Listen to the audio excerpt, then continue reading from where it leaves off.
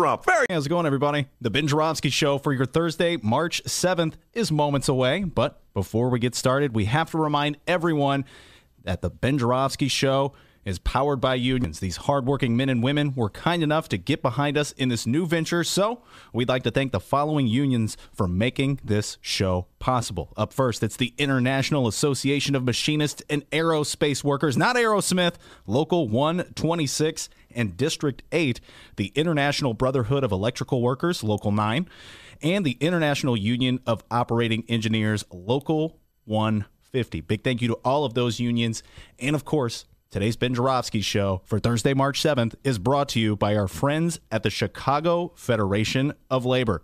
With that said, the Ben Joravsky Show begins right now.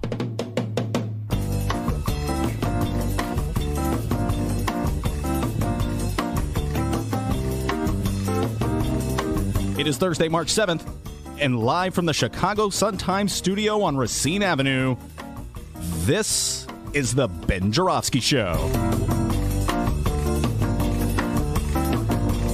Today on the program, we welcome back Chicago Reader columnist and Ben Joravsky's co-host of The Backroom Deal, Maya Dukmasova. And we welcome 32nd Ward Alderman, the one, the only, Scott Waguespack. And now your host, Chicago Reader columnist, Ben Joravsky. Hello, everybody. Ben Joravsky here. We're calling this Throwback Thursday. And here's why. So woke up this morning bright and early at the god-awful hour of 8:30. Yeah, it's early for me. Very early for you. There were robins chirping and worms doing things, and I had to go downtown early, folks. Yes, I had a television show appearance. Yeah, me on TV. They always go, Ben, you got a perfect face for podcasting. But I was on TV thanks to my good friend from Channel 32, Mike Flannery, was at the Hideout on Tuesday, heard us interviewing Lori Lightfoot. Hey, Mike. Come on to my show. So they taped the show on a Thursday, and they air it on a Sunday. So anyway. Oh, you're giving away the secrets of television. I just learned. It's pre-recorded. I just learned radio and podcasting now. I'm like a wizard of TV. Just call me Roger Ailes. Please, don't call me Roger Ailes. Anyway, I put on jeans, a T-shirt, and a sweatshirt. Went down for a cup of coffee. My wife says, "Oh, no, you're not going out like that. Get back up there." Sent me upstairs. She laid out the clothes that I should wear. Let me tell you something about my wife. It's a case of opposites attract. My wife has a great eye for fashion and colors and clothes and how you should look. I am a complete and total schlub, all right? And so anyway, we've been married for 35, 36 years or whatever it is, so something must be working. Anyway, she lays out the clothes, then she makes me lunch, then she sees me off at the door, and do you have your student ID, she says. She was just joking, but it's kind of like I have a student ID, D. It's like this little thingy they give at the Sun-Times to get in the building. That'd be called a work badge. Oh, the work badge. So you know how it works, people? It's like you got this little device in the door and you swipe the work badge. Hey, you don't really swipe it. You just put it on a thing. No swiping involved, actually. And then the door goes, and then you can open the door. I feel like Tom Cruise in Mission Impossible. Den, den, den, den, and I'm coming into the Sun-Times building. Anyway. Our host, ladies and gentlemen. So I'm all dressed up. I got my little Sun-Times badge. I'm feeling really good. Head over to Channel 32. Mike Flannery's got me on the show with Paul Vallis. Yes, that Paul Vallis, the guy who ran for mayor. And Marilyn Katz, a legendary political strategist in this town. I'm telling you something, folks. If you're on TV with Paul Vallis and Marilyn Katz, the first challenge is try to get a word in edgewise. Man, those two can talk a lot. I'm like, hubba, let me say something. First question Mike asks is, it's the media, our reporters, being too hard on Tony Preckwinkle? That was the question he asked, and I guess that's getting around that Tony Preckwinkle people are complaining that the media is too hard on them. My thoughts on that are this. No, I don't think the media is too hard on Tony Preckwinkle. I think most rank-and-file reporters have no horse in this particular race, and that's just how they are. They're tough and gruff and okay, so they're like to all the candidates. So, and number two, if I know those Tony Preckwinkle people, They're doing that game of working the refs. You know how that works, D? That's in a basketball game. Basketball, that's the big ball. Ooh, shoot it like the Chicago We Bulls. are learning stuff today, listeners. You know what they do? Coaches work the refs, people. Politicians are like coaches. What they do is, the ref calls a, like you'll get the Dwayne Wade will whack Zach LaVine on the head, and the coach for Miami goes, "What kind of call is that?" Even though it was obviously a foul, but the strategy is that the ref in the back of his mind will think, maybe that wasn't a foul, that was questionable. I'll give the next one to the Heat. That's called working the refs, folks. They do it in basketball, and they do it in politics. Of course, there's a third possibility. The folks at the Tony Preckwinkle campaign are losing their minds as this election season heats up. And if that's the case, I can understand it, because it is a very crazy time in Chicago. We all know that. And it would be something, losing their minds, that the Preckwinkle crowd has in common with the Lori Lightfoot crowd, because everybody's going crazy. We got a great show today, everybody. My partner in crime, as Dennis said, Maya Dukmasova from the Chicago Reader will be in here. We'll be talking all the political stories of the day, aldermanic runoffs. What else is Maya going to be talking about? Her last article in the Reader about excessive bail here in well, not just in Cook County and Chicago, but throughout the country. So we'll be talking about all the news of the day with Maya. Ryan Kelly, good friend of this show from the International Association of Machinists and Aerospace Workers. Okay, D? Not Aerosmith workers. Not me who has the problem with Walk this way. Anyway, Ryan will be in here. We're talking a lot of Janice stuff, folks. Get your pencils out. Get your papers out. We're going to be educating you about union law, something I feel very strongly about. And then, of course, the man they call Scotty. Scott Waguespack, alderman of the 32nd Ward, the dean of the progressives in the Chicago City Council. He is a Lori Lightfoot supporter. I want to remind people, we have Lori Lightfoot supporters in the studio, and we have Tony Preckwinkle supporters in the studio. Yesterday, we had, for 10 trivia points, D, who was in the studio? Oh, my God. Carlos Ramirez-Rosa. Carlos Ramirez-Rosa. Staunch supporter of Tony Preckwinkle. Tomorrow, who are we going to have on this show, D?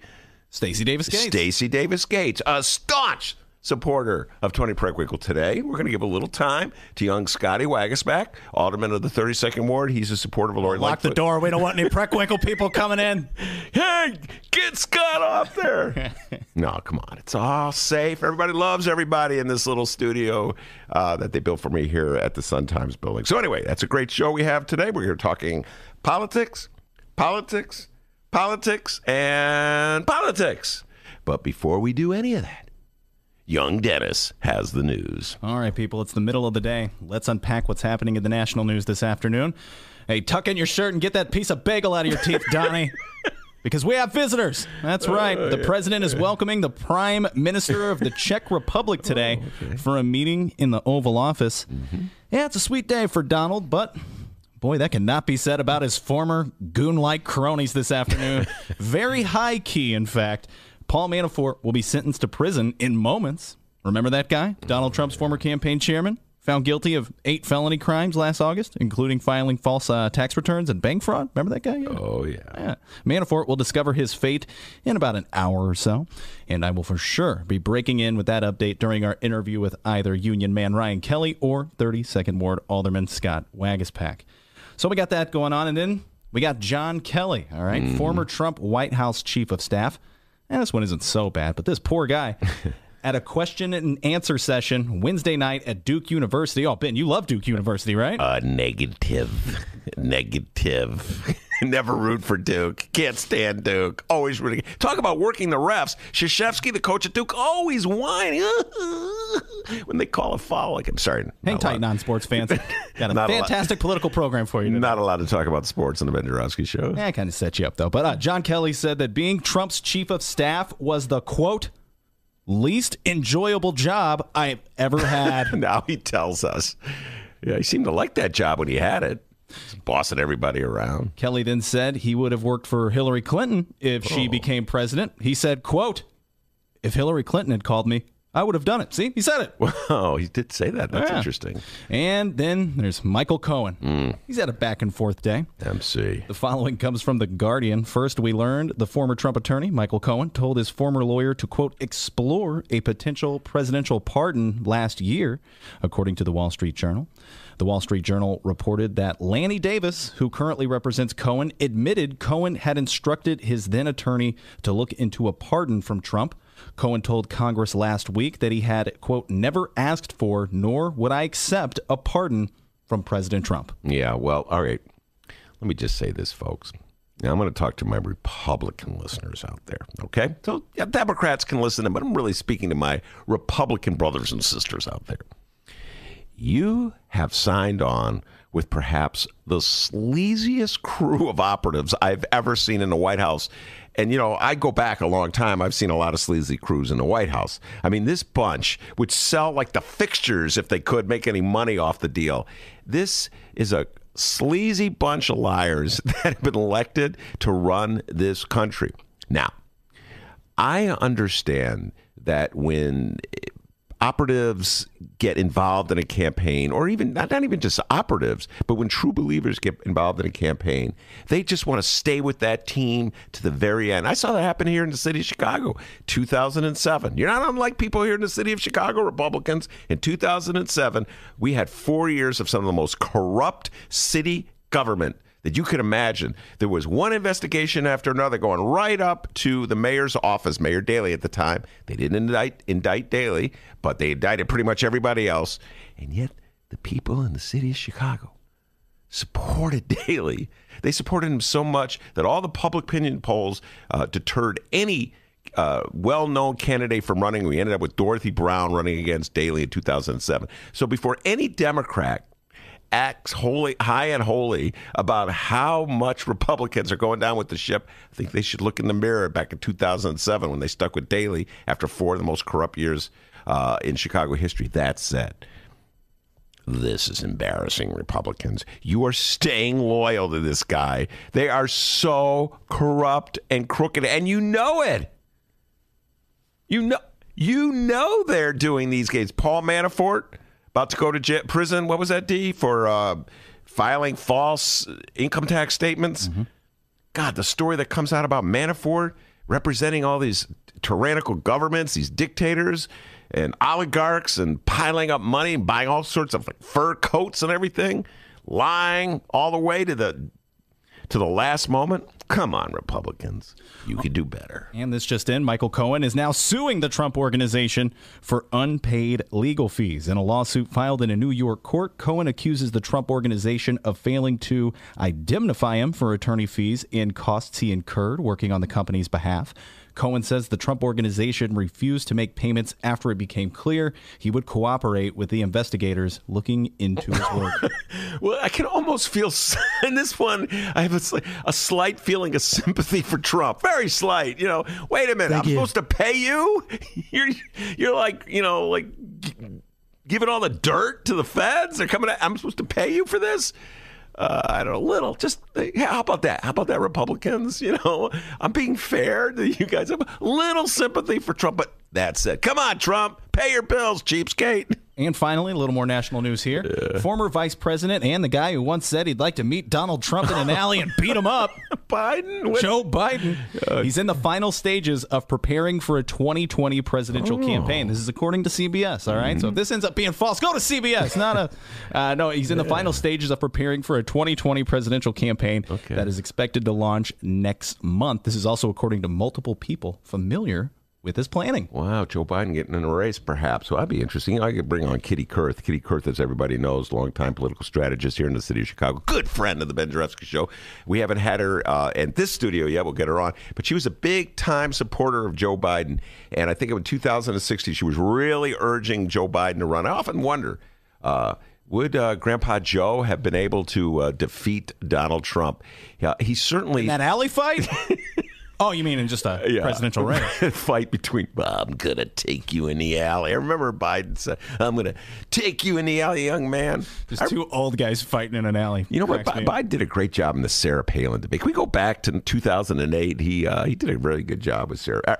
And for 10 trivia points, in 2012, people forget this. You'd be surprised how many people have forgotten this. Okay, in 2012, everybody, Mitt Romney was the Republican nominee for president. I do not want anybody looking at those cell phones. Put those cell phones down. Who is his vice presidential candidate? Paul Ryan. Wow. Very good for knowing that. I remember that. And, folks, he did not look at his phone, all right? Can someone get that man a blue Mustang right now? Just deliver it over there. Oh, looks like our guests have arrived, by the way. But they have arrived, yes. Waiting at the door. Good. Oh, that's good to hear. They're knocking on the door.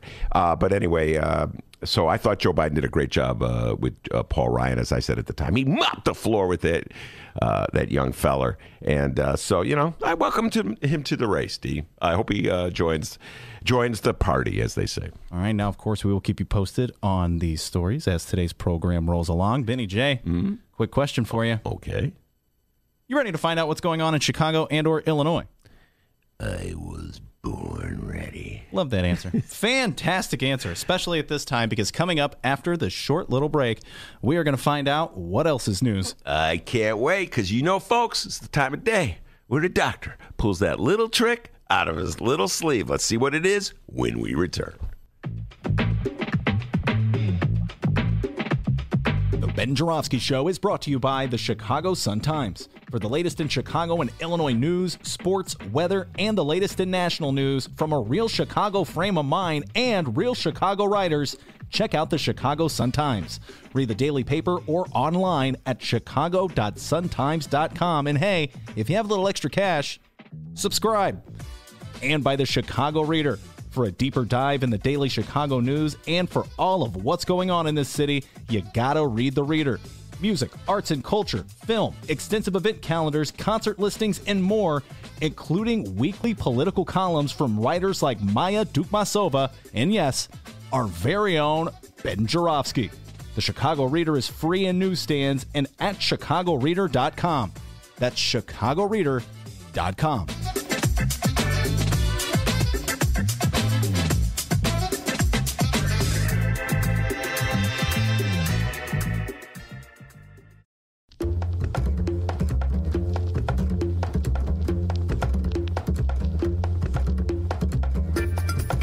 Hey there, producer Dennis here. Thanks for finding and listening to the brand new Ben Joravsky Show. All right, so here's how this works. The Ben Joravsky Show live streams on the Chicago Sun-Times YouTube channel Tuesday through Friday, 1 until 3 p.m. Once the show is over, you can listen to the replay on our YouTube channel, or we throw it online for you to download by 4 p.m. Where can you download the Ben Joravsky Show, you may be asking yourself?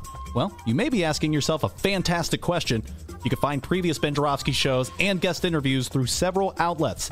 The Chicago Sun-Times online, chicago.suntimes.com, the Chicago Reader online, chicagoreader.com, and wherever else you listen to your favorite podcasts. Apple Podcasts, Google Play, pick one.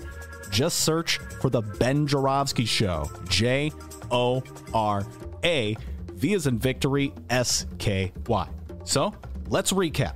Tuesday through Friday, 1 until 3 p.m. Live streamed on the Chicago Sun-Times YouTube channel and downloadable by 4 at chicago.suntimes.com, chicagoreader.com, and wherever else you listen to your favorite podcasts. Yes, the Ben Joravsky Show is back. We're live and downloaded. Tell your friends and enjoy the rest of the show.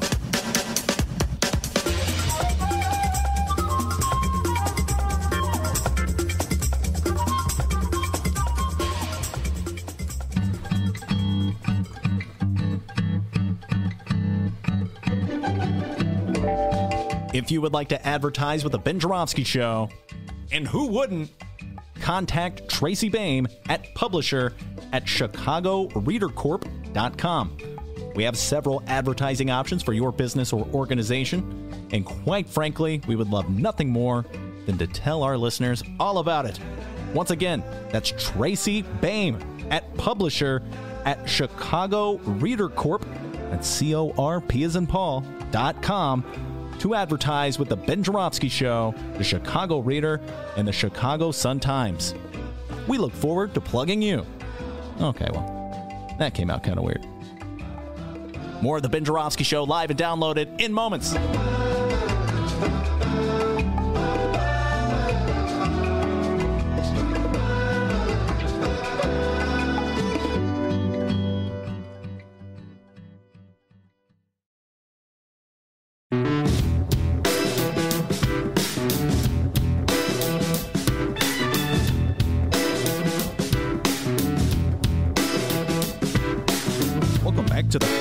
Welcome back to the Ben Joravsky Show. Benny J, take it away. All right, will do. I'll take it away, and I'll kick it right back to you because it's the time of day. The doctor takes a deep dive on the local news. Got a lot of local news to take that deep dive into. He's going to plug up all sorts of stuff. What you got for me, young man? All right, it's time to find out what's going on locally. It's time for What Else Is News. Yes, the magic number is 26. 26 days away from the 2019 Chicago runoff elections on April 2nd. And admittedly, a lot of the content on this program lately has been focused on the mayoral runoff election. So we decided for today's What Else Is News, we're going to put our focus on another Chicago runoff election. We had a listener reach out to us recently, Ben. Shout out to our Facebook friend, Aaron. How's it going, Aaron? Thanks. What up, Aaron? There you go. That was nice of you to say hi. Aaron posted the following. Will you be having guests/discussion about the Chicago Treasurer runoff soon? I am conflicted who to choose and would value some perspective from people in the know. Yes, that's a great question. Great suggestion. I think I'm going to hire Aaron on the show to work on the show, help me come up with ideas. But yes, I want to have Melissa Conyers-Irvin and Amaya Pawar on the show to talk about the Treasurer's race. Very important office. Has the potential to be an important office, I should say. Traditionally, in Chicago, it has not been an important office. It's been treated like as a rubber stamp, if you will, like for the mayor, as an adjunct to the mayor. But the treasurer could step up and be independent. And a little more independent and offer an interesting perspective on how much money we have, where our money is being invested, how much returns we're getting on our investment, that kind of thing. They could even offer insight and oversight of things like the TIF program. Hey, how about that? That would be a great idea. So, yes, it could be a very important office in the city of Chicago as opposed to just being sort of a sidekick to the mayor. So Aaron asked for it. She's getting it. This one's for you, Aaron.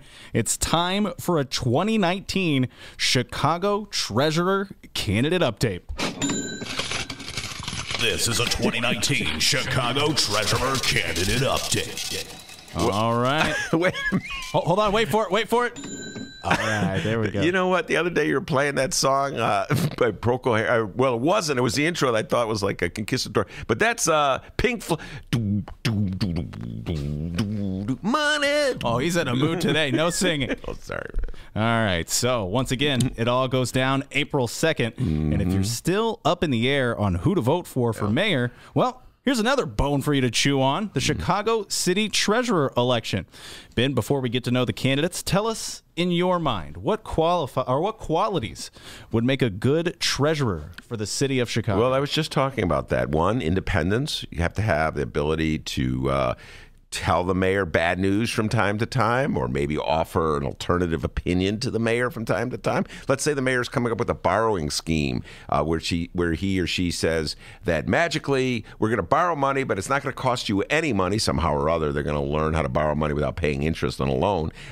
Anybody who's ever bought a house knows that's not true. So maybe the treasurer can offer an independent view of like saying, well, actually the interest on the loan will be X, Y, Z. It'll increase the amount of money we're paying by TKY, et cetera, et cetera. So sort of an independent overseer of city finances, that quality of independence and a fearlessness to tell an all-powerful mayor what he or she may not want to hear. That would be a great set of qualities from our treasurer. All right. With that said, let's get to know our candidates. Oh, Ben. Oh, get ready. Ben's about to sing, everybody.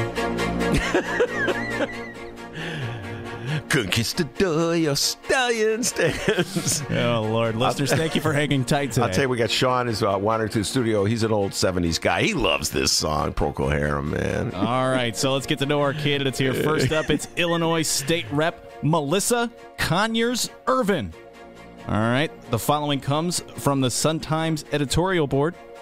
Melissa Conyers-Ervin has experience as an executive in residency with a charity-based organization in Garfield Park called Breakthrough Urban Ministries. Soon after, in 2016, she ran for and won a seat to become a state representative. As a legislator, she earned a reputation as someone who reaches across the aisle to get things done for working families. As a state representative, she sponsored the Improved Illinois Education Funding Formula that directed over $221 million in additional funding to Chicago public schools. She was also the chief sponsor of bipartisan legislation that protected funding for child care assistance, a service that allows many working parents to stay in the workforce. She's a product of Chicago public schools, the first person in her family to attend college, and graduated with a finance degree from Eastern Illinois University. All right, you heard enough about her here. For more information on Melissa Conyers-Ervin, go to Chicago.com. Yes, Melissa Conyers-Ervin from the west side of Chicago. Hey, we got to bring her on the studio. Maybe get her on next week. Her husband, Jason Ervin, is the alderman, I believe, of the 28th Ward. And she did very well in the last. I think she actually was got the most votes in the first round. And treasurer's race, like mayor's race, now we have a runoff. So just the person who got the most votes doesn't automatically win office. I think a lot of people from the north side of Chicago thought Mayor Pawar would run away with this race because they knew Mayor Pawar. But in the city of Chicago, we have segregation. We've always had segregation. Blacks over here, whites over there. And so people on the north side of Chicago may not know a politician whose base is on the west side. So it's very good for everybody to meet everybody else, kind of get to meet and greet things, you know what I mean? See what we have in common. So we're going to bring her on the show. We're going to try to reach out to her, get her on the show, get her ideas, what she thinks is a good strategy for investing the city's dollars. All right, so we have an ad to play from Treasurer candidate Conyers-Ervin. This ad also features an appearance from that guy you always see a picture of at the DMV, Illinois Secretary of State Jesse White.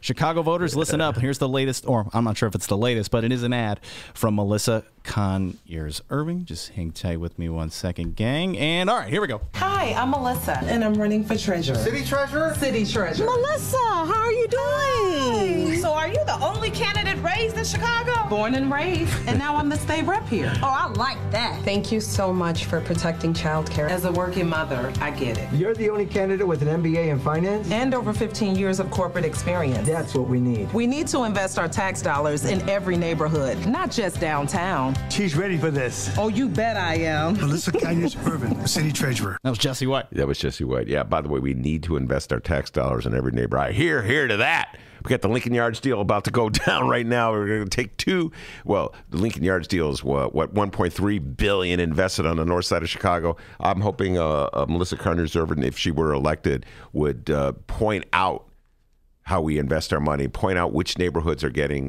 shorthanded in this investment schemes that the city has, and which neighborhoods are getting a little too much. So I would really hope she follows up on that pledge from that commercial. All right, up next. Oh, wait, hold on. Conquistador. There we go. Get it out. All right. Come on. I made the mistake. Who corrected me yesterday? Jim? John? Oh, yeah, a live streamer there. A live streamer. Got to give him a shout out. I was, it's the Moody Blues. And but it turns out it's Procol Harum, another 70s group that only Sean and I have ever heard of. All right, hang tight, millennials. Up next, he's the former alderman out of the 47th Ward. He's our host, Ben Joravsky's former alderman, and he also ran for governor a while back. He's Amaya Pawar. Pawar was first elected alderman in 2011 and was re-elected in 2015. He was the first Indian American and Asian American elected to the Chicago City Council. As alderman, he focused his legislative efforts around social justice, workers' rights, and economic justice, and has led on 12 major pieces of legislation, including tax increment financing reform, as well as legislation guaranteeing earned sick time, combating wage theft, and protecting and preserving single-room occupancy housing units for Chicago's most vulnerable. All right, I got more information here, but we're just going to move on. To learn more about Pawar, go to Pawar, Chicago.com. Yes, indeed. We've had Amaya on the show a few times. And everybody knows Amaya and I have had our ups and downs. More often than not, we were there that first term of Mayor Ron. When he first ran for office, let me go back. When he first ran for office, I fell head over heels in love with Amaya Pawar. Aww. Yeah, he said he was going to blow up the TIF program. I was like music to my ears. Then he got into office that first term, and I don't know what Rom started hitting him over the head or whatever, or whispered sweet things into his ears, but he went a little down that Rom path. All right, that Rom path that so many politicians ventured down in that first 4 years, particularly that first year when we passed that cruel budget that closed the mental health clinics. The damn Rom path. Yeah, the Rom path. Oh, I like what the man. Ben, he's really nice. You should get to know him. Anyway, but Amaya has been moving more to the left since that first term, and he has some very interesting ideas. I have to give him credit for about a city bank, a public bank, to try to invest the dollars that we pay into the city so that we get a greater return and we can spend the money on crucial city programs. So we're like profiting from the interest rates, if you will. And he also has this interesting idea about paying Chicago people like $1,000 a month, just to sort of, this is like an idea, by the way, that, believe it or not, Richard Nixon was talking about way back when in the early 70s. I doubt very much it'll come to pass, but interesting, progressive idea from Amaya Pawar. We could always use more ideas. So we should bring Amaya on the show, too, and let the debate begin. And similar to Conyers Irvin, we have an ad from Pawar. And this one has one of those hip one or two word titles you see in all the ads nowadays. All right. Perfect to do classic radio pitches. Check this out. Here's Amaya Pawar with Noise Indoors. It's the Ben Joravsky Show from the Chicago Sun-Times. Crank it up. When you shut out all the noise, you can hear their stories. Families, some like mine, who came here with nothing. People just looking for a fair chance. As alderman, fighting income inequality has been my priority. We raised the minimum wage, and we took on the mayor to keep neighborhood schools open. As city treasurer, I'll create low-interest loans for affordable housing and start new neighborhood businesses. I'm Amaya Pawar. Let's write Chicago's next story together. Okay. I'm sorry, but right in the middle of that, Maya, my guest in the studio, just took a picture. Tell you, Maya's a millennial. She knows how to use that phone. All right? You can learn a few things from Maya, all right? All right. Anyway, Amaya Pawar, like I said, Amaya Pawar is coming up with some interesting ideas and proposals right now. The man is filled with ideas. I have to give him credit for that.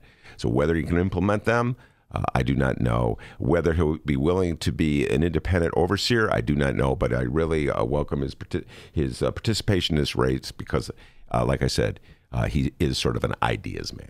So there you are. Just like that, you're now in the know of what's going on in Chicago. A little update on the treasurer's race.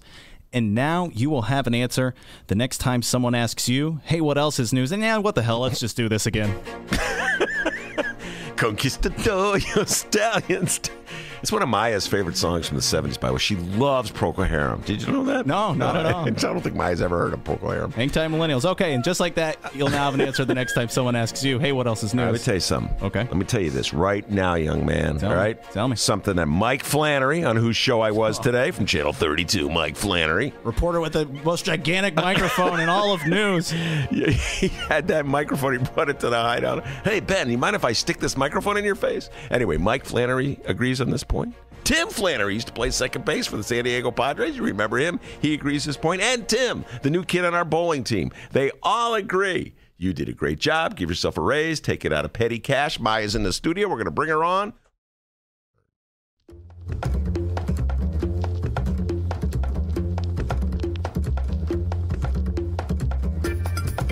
Hey there, producer Dennis here.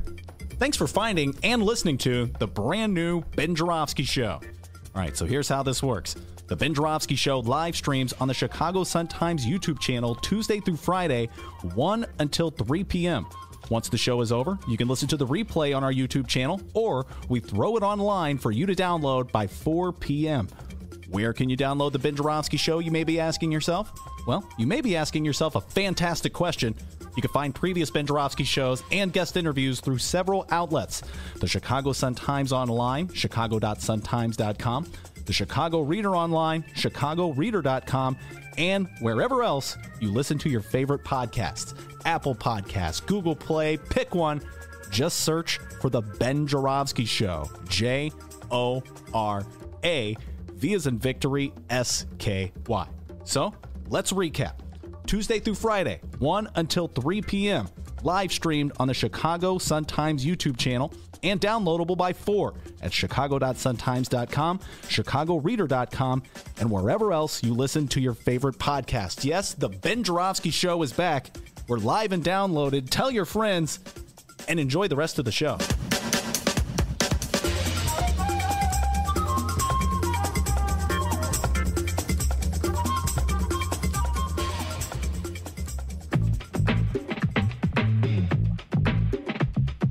Ben Joravsky Show is brought to you by the Chicago Sun-Times. For the latest in Chicago and Illinois news, sports, weather, and the latest in national news from a real Chicago frame of mind and real Chicago writers, check out the Chicago Sun-Times.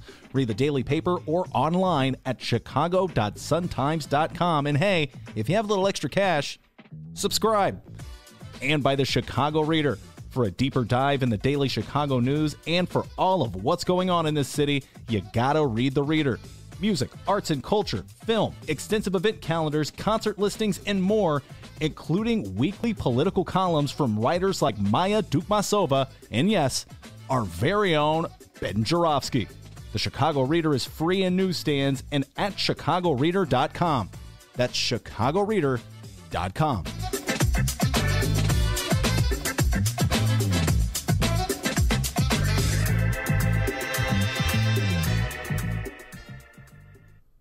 Hey, welcome back to the Ben Joravsky Show, live from the Chicago Sun-Times. Yes, indeed, we are live, and with me in the studio is Maya Dukmasova. She's a star reporter for my beloved Chicago Reader, and she's my partner in crime in Backroom Deal, which is one of the greatest podcasts ever produced, ever made.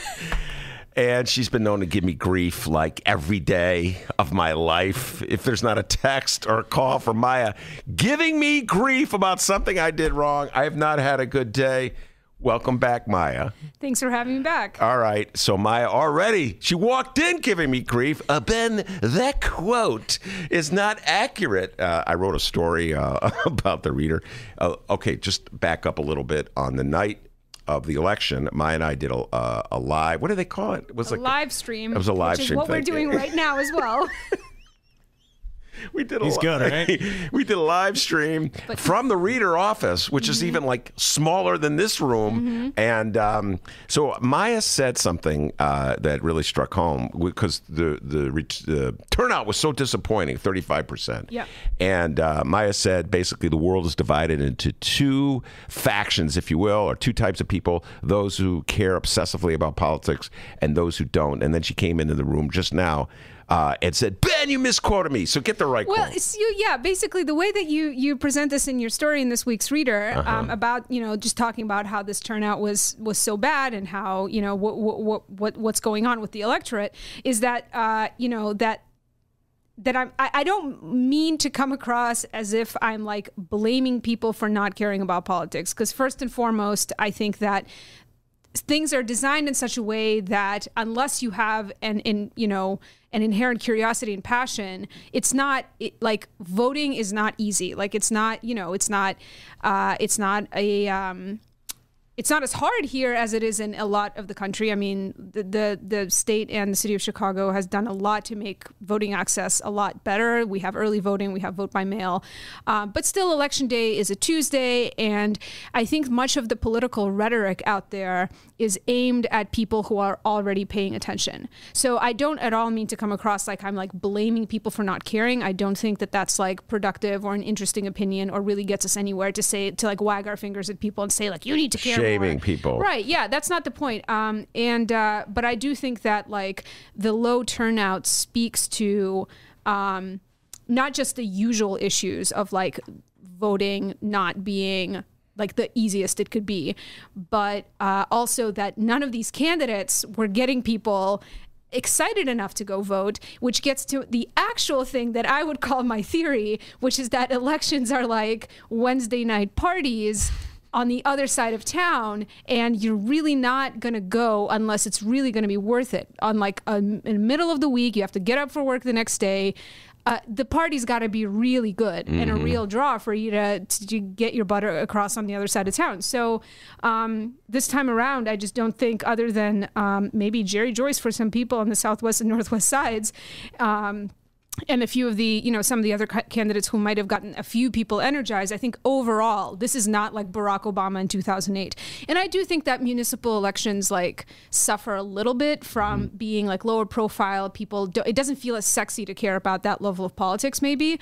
But at the end of the day, I think it's in our system currently, it's like a lot of this is on the candidates to generate the excitement. Well, you referred to Barack Obama in 2008. When I was doing the story, and the story is the ruling 35%, the vast majority of Chicago voters sit out another mayoral election. That's the headline in the Reader. Let's show our listeners a real newspaper, folks. The Chicago Reader. Get a load of that newspaper. Yeah, this is a real newspaper. You can read the Reader as a newspaper. You can also read it online. But anyway, it's free. It's for FREE. Anyway, that spells free. But when I was writing the story, I was talking about, let me take a little historical perspective, Maya, and see how this turnout relates to other turnouts. And then, of course, typical me, I get really obsessed and started looking way at more. And I looked at 2008. What? Hey, man, we got to get her some water. I'm on it.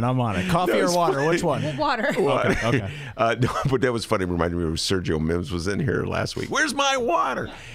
Anyway, but I started looking at other turnouts and other elections, and 2008 was actually not as much as I thought. 2008 Obama was in the low 70s. Now, low 70s turnout? in Chicago. And so that is wild. I know. So everybody thinks 2008. Well, okay, presidentials are always higher. Right, yeah. So what I always look at, the mark of excellence in terms of turnout was 1983, before you were even born, the Harold Washington election, 82%. 82% turnout, a voter turnout, it's been downhill ever since. It went down in 87 when Harold ran for re-election. It's been going downhill ever since. And it's like, I think even putting aside the policies on which Harold ran, and I really hate to be like, once again, we're talking about the good old days of 1983. Like, we're not coming back to that. So I feel like we should really be thinking about how to move forward and like energizing people in the future. But it's like, I think that the policies that he was running on were important, but also this was an exciting candidate. This was a candidate that got people excited and made them feel like they had something to vote for. I think that the places you saw the highest turnout where people were like aggressively for or against something, and you have to feel passionate enough to go through the motion. I'll add one more point to 83. Yes, you're absolutely correct. There was people passionately voting for Harold, but there was also a lot of people scared out of their wits. A lot of white people scared out of their wits at the prospect of a Harold Washington mayoralty, and they voted against him. So it was a 2-4 thing. Now, going back to this mayor's race from last week, when you talk about people voting for, you alluded to this, and I talk about this in the story. Jerry Joyce drew about 60. There was a turnout of 60%, a little bit more than the 60% in many precincts in the 19th Ward and the 23rd Ward on the southwest side of Chicago. It seemed as though people were excited about Jerry Joyce's campaign of all things. Yeah, and I think that what you're going to see, my prediction is that you're going to see a big dip in turnout in those areas because they've already got their aldermen. That's pretty much, I mean, other than like the 39th Ward, but most of the southwest and northwest side, those races are settled, and these are not Tony or Lori voters. So I think that a lot of people in those wards who are very passionate about Jerry Joyce, no matter what Tony or Lori say or do, they're not going to energize those voters in that same way. But also, like, I don't really think that that is like worrying about whether white people on the north or southwest side are like energized about Lori or Tony is like not what we should be spending our time on. Like that's not. I don't think it's that important.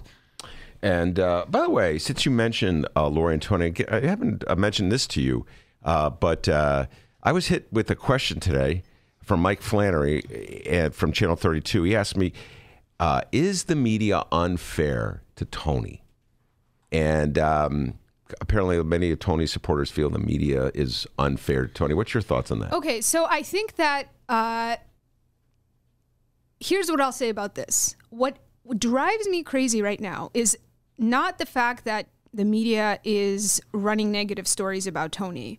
I mean, I think that her political alliances and all of that is, you know, people are talking about it. It's not unimportant. It's like worthy of discussion. But what drives me crazy is when journalists I know in the city, who I know better than this because they've been covering this stuff, talk about something like, you know, the soda tax, and they talk about how, well, Tony's unpopular because of the soda tax, and like, but provide absolutely no context to like what actually happened and why we had that soda tax. And that has to do with the fact that nobody on that board of commissioners was going to vote for a property tax increase.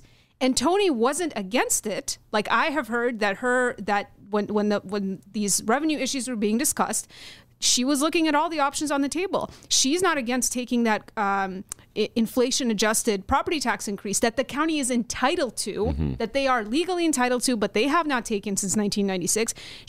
That was one of the options she wanted to put out there. The commissioners were totally against it. And so then the choice was, well, like, do we cut jobs? Do we cut programs? Or we try to get revenue where we can? We can't tax services, you know, in the state of Illinois. So we have to only tax goods. So then there was this whole botched rollout of this whole idea where it was like a half-hearted public health thing, but everybody knew it was about revenue. So you could say all you want about that. But what's driving me crazy in the media right now is that like the things that are disliked about Tony, I feel like it's the media's job to set the record straight about why certain things happened. And what I see journalists doing instead is just recycling, oh, this is why people don't like Tony, because she passed these taxes. But everyone knows that. Like, everyone knows why people don't like Tony. I feel like it's on the journalists to actually, like, give more context. And same thing with Lori, like, you know, it's important to, like, people say that, you know, she's a cop because she worked for the U.S. Attorney's Office, or she's like with the mayor because like people didn't, you know, not enough officers lost their jobs while she was the police board president. And I feel like similarly, the journalist's job is to like actually explain like what is happening and not just be like repeating why people say they don't like these candidates. All that being said, I do think that I do not really have much sympathy for like people who work for these people's campaigns complaining about the way that the media talks about them, because every day they're sending out press releases just slinging mud at each other and not focusing on the issues. Well, also, the last time you were at the Hideout with Mick and myself on Tuesday, it was, what month was that? God, everything is just blending together. Was that January? With Tony? Yeah. No, you were at the Hideout. You personally. Me and Heather Jerome. Yeah. Were our guests, and there was a question asked, what has most surprised you about this campaign? And I believe your response was Tony's campaign itself was disappointing. You thought they were doing a bad job of positioning your candidate. And I would make this point in defense of Tony. When Tony implemented the soda pop tax, she was a politician dealing with, she was an elected official, I should say, dealing with real problems in real time, as you pointed out. Tony right now is a politician running for office.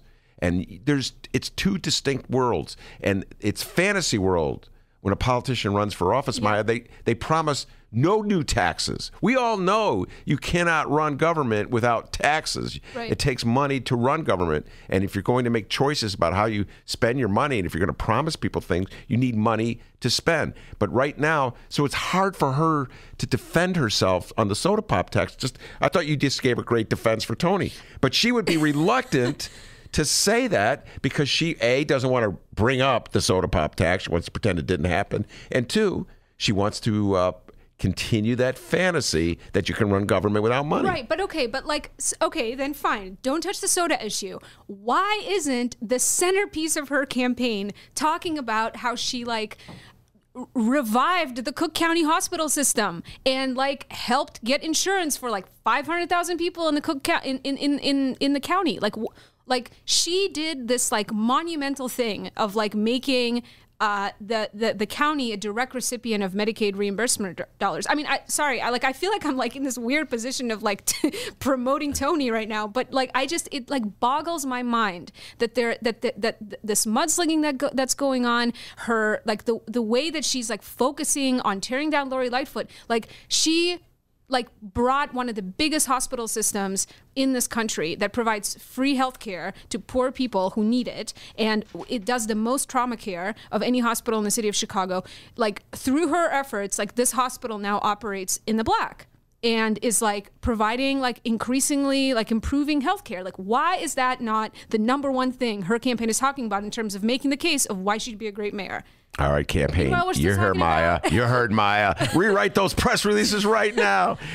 Maya Dukmasova from the Chicago Reader. We're going to talk about the upcoming automatic runoffs when we return.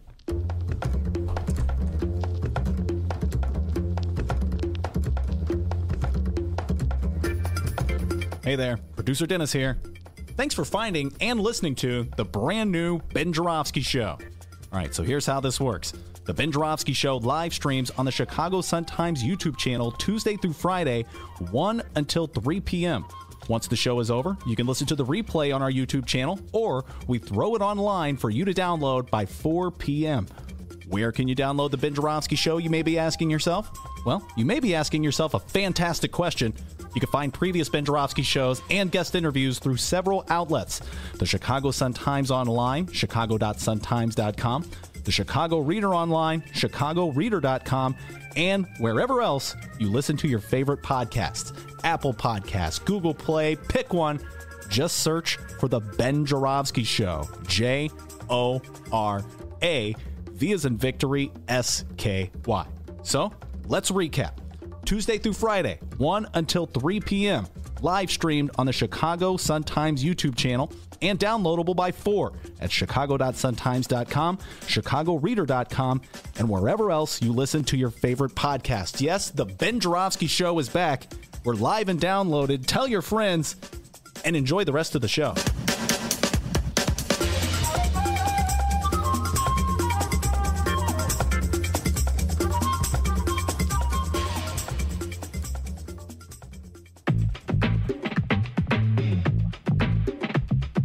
Ben Joravsky Show is brought to you by the Chicago Sun-Times. For the latest in Chicago and Illinois news, sports, weather, and the latest in national news from a real Chicago frame of mind and real Chicago writers, check out the Chicago Sun-Times. Read the daily paper or online at chicago.suntimes.com. And hey, if you have a little extra cash, subscribe. And by the Chicago Reader. For a deeper dive in the daily Chicago news and for all of what's going on in this city, you gotta read the Reader. Music, arts and culture, film, extensive event calendars, concert listings, and more, including weekly political columns from writers like Maya Dukmasova and, yes, our very own Ben Joravsky. The Chicago Reader is free in newsstands and at chicagoreader.com. That's chicagoreader.com.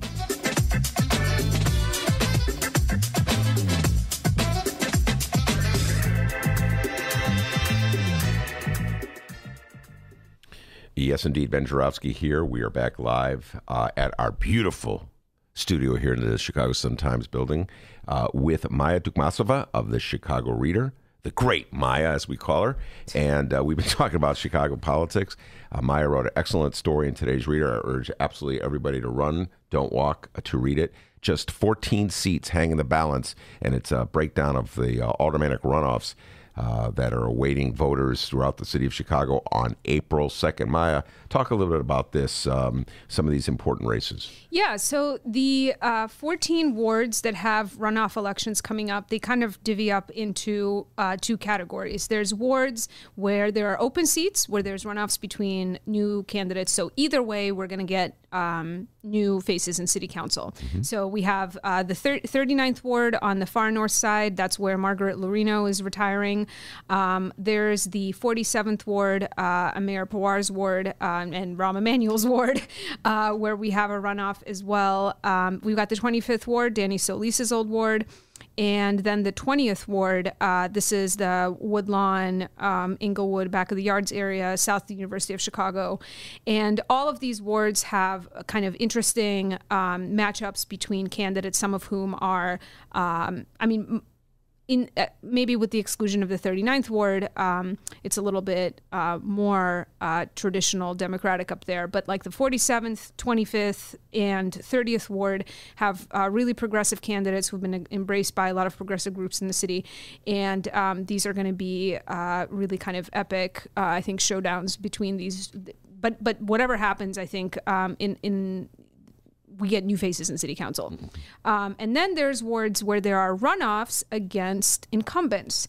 And some of these, I think, are wards that have a long kind of history of having very close elections, often low turnout, and the incumbent sort of election cycle after election cycle tends to sort of squeak by. And others are wards in which there are these like titanic clashes between very very moneyed candidates who some of them have been in power for a very, very long time, and sort of upstart progressive challengers. So in the category of like wards that often have close elections, you've got the 15th and 16th ward. These are let's see, Tony Fuchs and Ray Lopez. So they've both of them have dealt with runoffs before. Tony has dealt with them even when she was the former 16th ward alderman, and then she got the borders changed and she became the 15th ward alderman. So and they've got challengers that they're familiar with. Same thing with the 21st ward, Howard Brookins. He's dealt with runoffs very frequently, and he always manages to squeak by. But then there are, for example, and also Millie Santiago's in the 31st ward. And then there's, for example, the 30th ward, where Ariel Rabueras, who's been in office for a long, long time, is facing a challenge from the left, from Luis Gutierrez's daughter. And this Ariel Rabueras is a huge ally of Rahm Emanuel. He's got tons of money backing him. And the challenger also has good connections and money connections, but this will be an interesting race. There's also the 40th ward, where your favorite, not Patrick O'Connor, is facing Andre Vasquez in the runoff. Vasquez is the progressive candidate. There was a slew of progressive candidates running against Patrick O'Connor, and I sort of predict that they'll line up behind Andre Vasquez at this point. Actually, I just got a call from Andre yesterday personally. He was like trying to feel me out if I was going to write anything about the 40th ward. But I think that, him making personal calls of this nature sort of speaks to how seriously he's taking every inch of this race at this point. And same kind of dynamic in the 46th ward with James Kappelman facing a runoff against Marianne Lalonde. And actually, you had Lori Lightfoot on your show at the Hideout on Tuesday, and there was this interesting moment where Lori said, I just got off the phone on the way over here. I was just on the phone with Jim Kappelman and asking him to slow the roll on this Lincoln Yards, TIF deal, and to slow the process down in the zoning committee, because Kappelman is now the zoning committee chair. And she was saying all this stuff about how it seemed like he was hearing her and blah, blah, blah. But the whole time I'm sitting there thinking she is backing his challenger. Marianne Lalonde, she's one of the only alderman candidates who got Lori's endorsement. So it doesn't make any sense to me how she's going to be persuasive with Kappelman when she is bankrolling and supporting. I don't know about the bankrolling part, what the latest with the numbers are, but she's supporting his challenger in that ward. So, And like I'd pointed out before, there were 5 people running against Kalberman, all of them from a progressive, like left-leaning platform. I think that all of their bases are going to probably line up behind Marianne.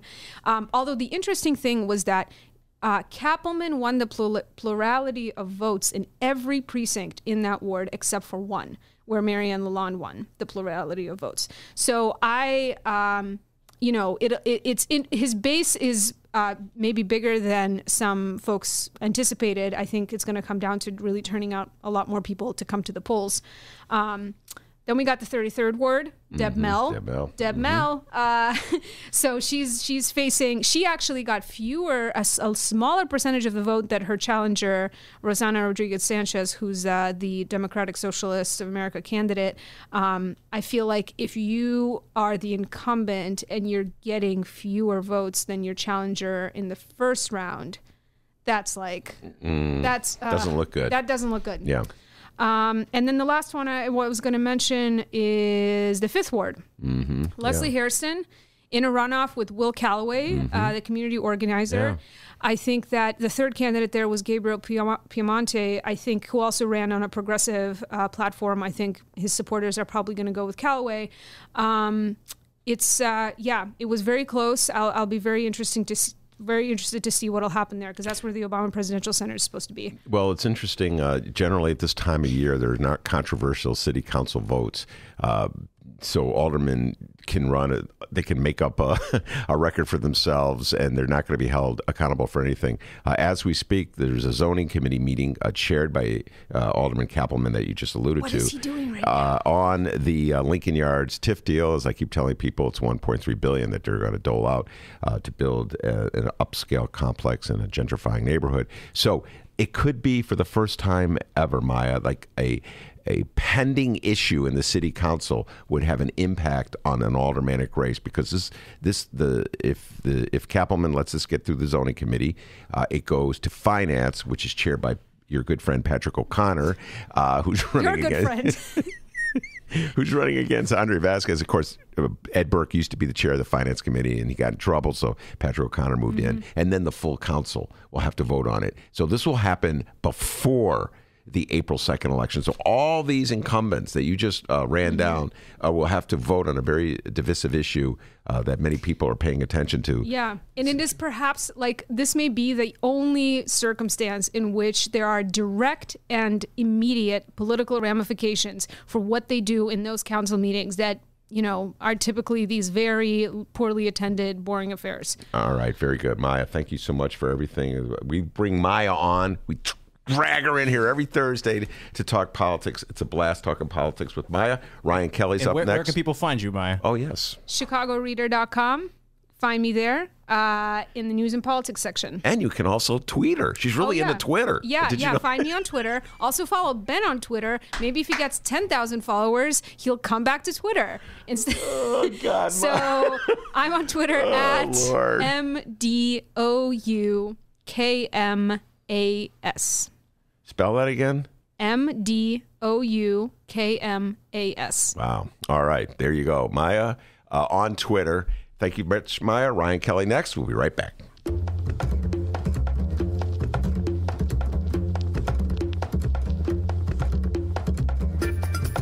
Hey there. Producer Dennis here. Thanks for finding and listening to the brand new Ben Joravsky Show. All right, so here's how this works. The Ben Joravsky Show live streams on the Chicago Sun-Times YouTube channel Tuesday through Friday, 1 until 3 p.m. Once the show is over, you can listen to the replay on our YouTube channel, or we throw it online for you to download by 4 p.m. Where can you download the Ben Joravsky Show, you may be asking yourself? Well, you may be asking yourself a fantastic question. You can find previous Ben Joravsky shows and guest interviews through several outlets. The Chicago Sun-Times online, chicago.suntimes.com, the Chicago Reader online, chicagoreader.com, and wherever else you listen to your favorite podcasts. Apple Podcasts, Google Play, pick one. Just search for The Ben Joravsky Show. J-O-R-A, V as in victory, S-K-Y. So, let's recap. Tuesday through Friday, 1 until 3 p.m.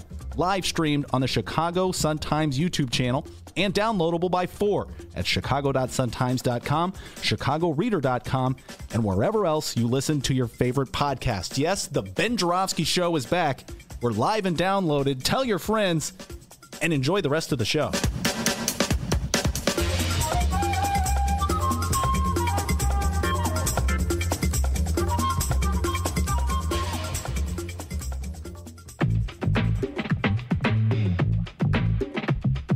Ben Joravsky Show is brought to you by the Chicago Sun-Times. For the latest in Chicago and Illinois news, sports, weather, and the latest in national news from a real Chicago frame of mind and real Chicago writers, check out the Chicago Sun-Times. Read the daily paper or online at chicago.suntimes.com. And hey, if you have a little extra cash, subscribe. And by the Chicago Reader. For a deeper dive in the daily Chicago news and for all of what's going on in this city, you gotta read the Reader. Music, arts and culture, film, extensive event calendars, concert listings, and more, including weekly political columns from writers like Maya Dukmasova and, yes, our very own Ben Joravsky. The Chicago Reader is free in newsstands and at chicagoreader.com. That's chicagoreader.com.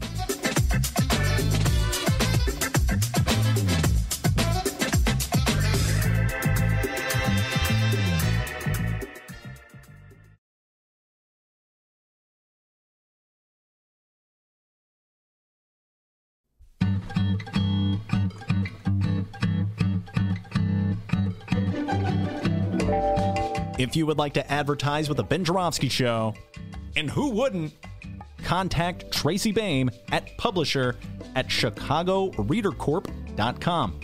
We have several advertising options for your business or organization, and quite frankly, we would love nothing more than to tell our listeners all about it. Once again, that's Tracy Boehm at publisher at chicagoreadercorp, that's C-O-R-P as in Paul.com, to advertise with the Ben Joravsky Show, the Chicago Reader, and the Chicago Sun-Times. We look forward to plugging you. Okay, well, that came out kind of weird. More of the Ben Joravsky Show live and downloaded in moments.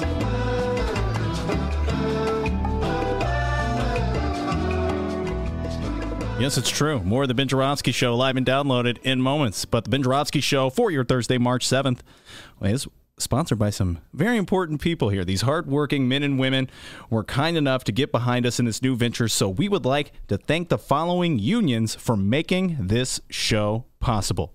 First up, the International Association of Machinists and Aerospace Workers, not Aerosmith, aerospace workers, Local 126 and District 8. The International Brotherhood of Electrical Workers, Local 9. The International Union of Operating Engineers, Local 150. Big thank you to those unions. Our show wouldn't be possible without you. And once again, a giant thank you to the Chicago Federation of Labor. All right, with that said, hour number 2 of the Ben Joravsky Show begins now.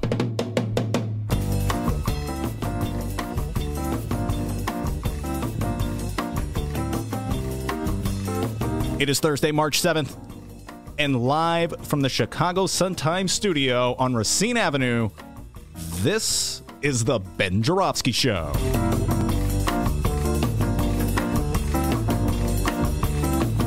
In this hour of the program, Union Man Ryan Kelly joins us, and we welcome 32nd Ward Alderman, the one, the only. Around here, we call him Scotty.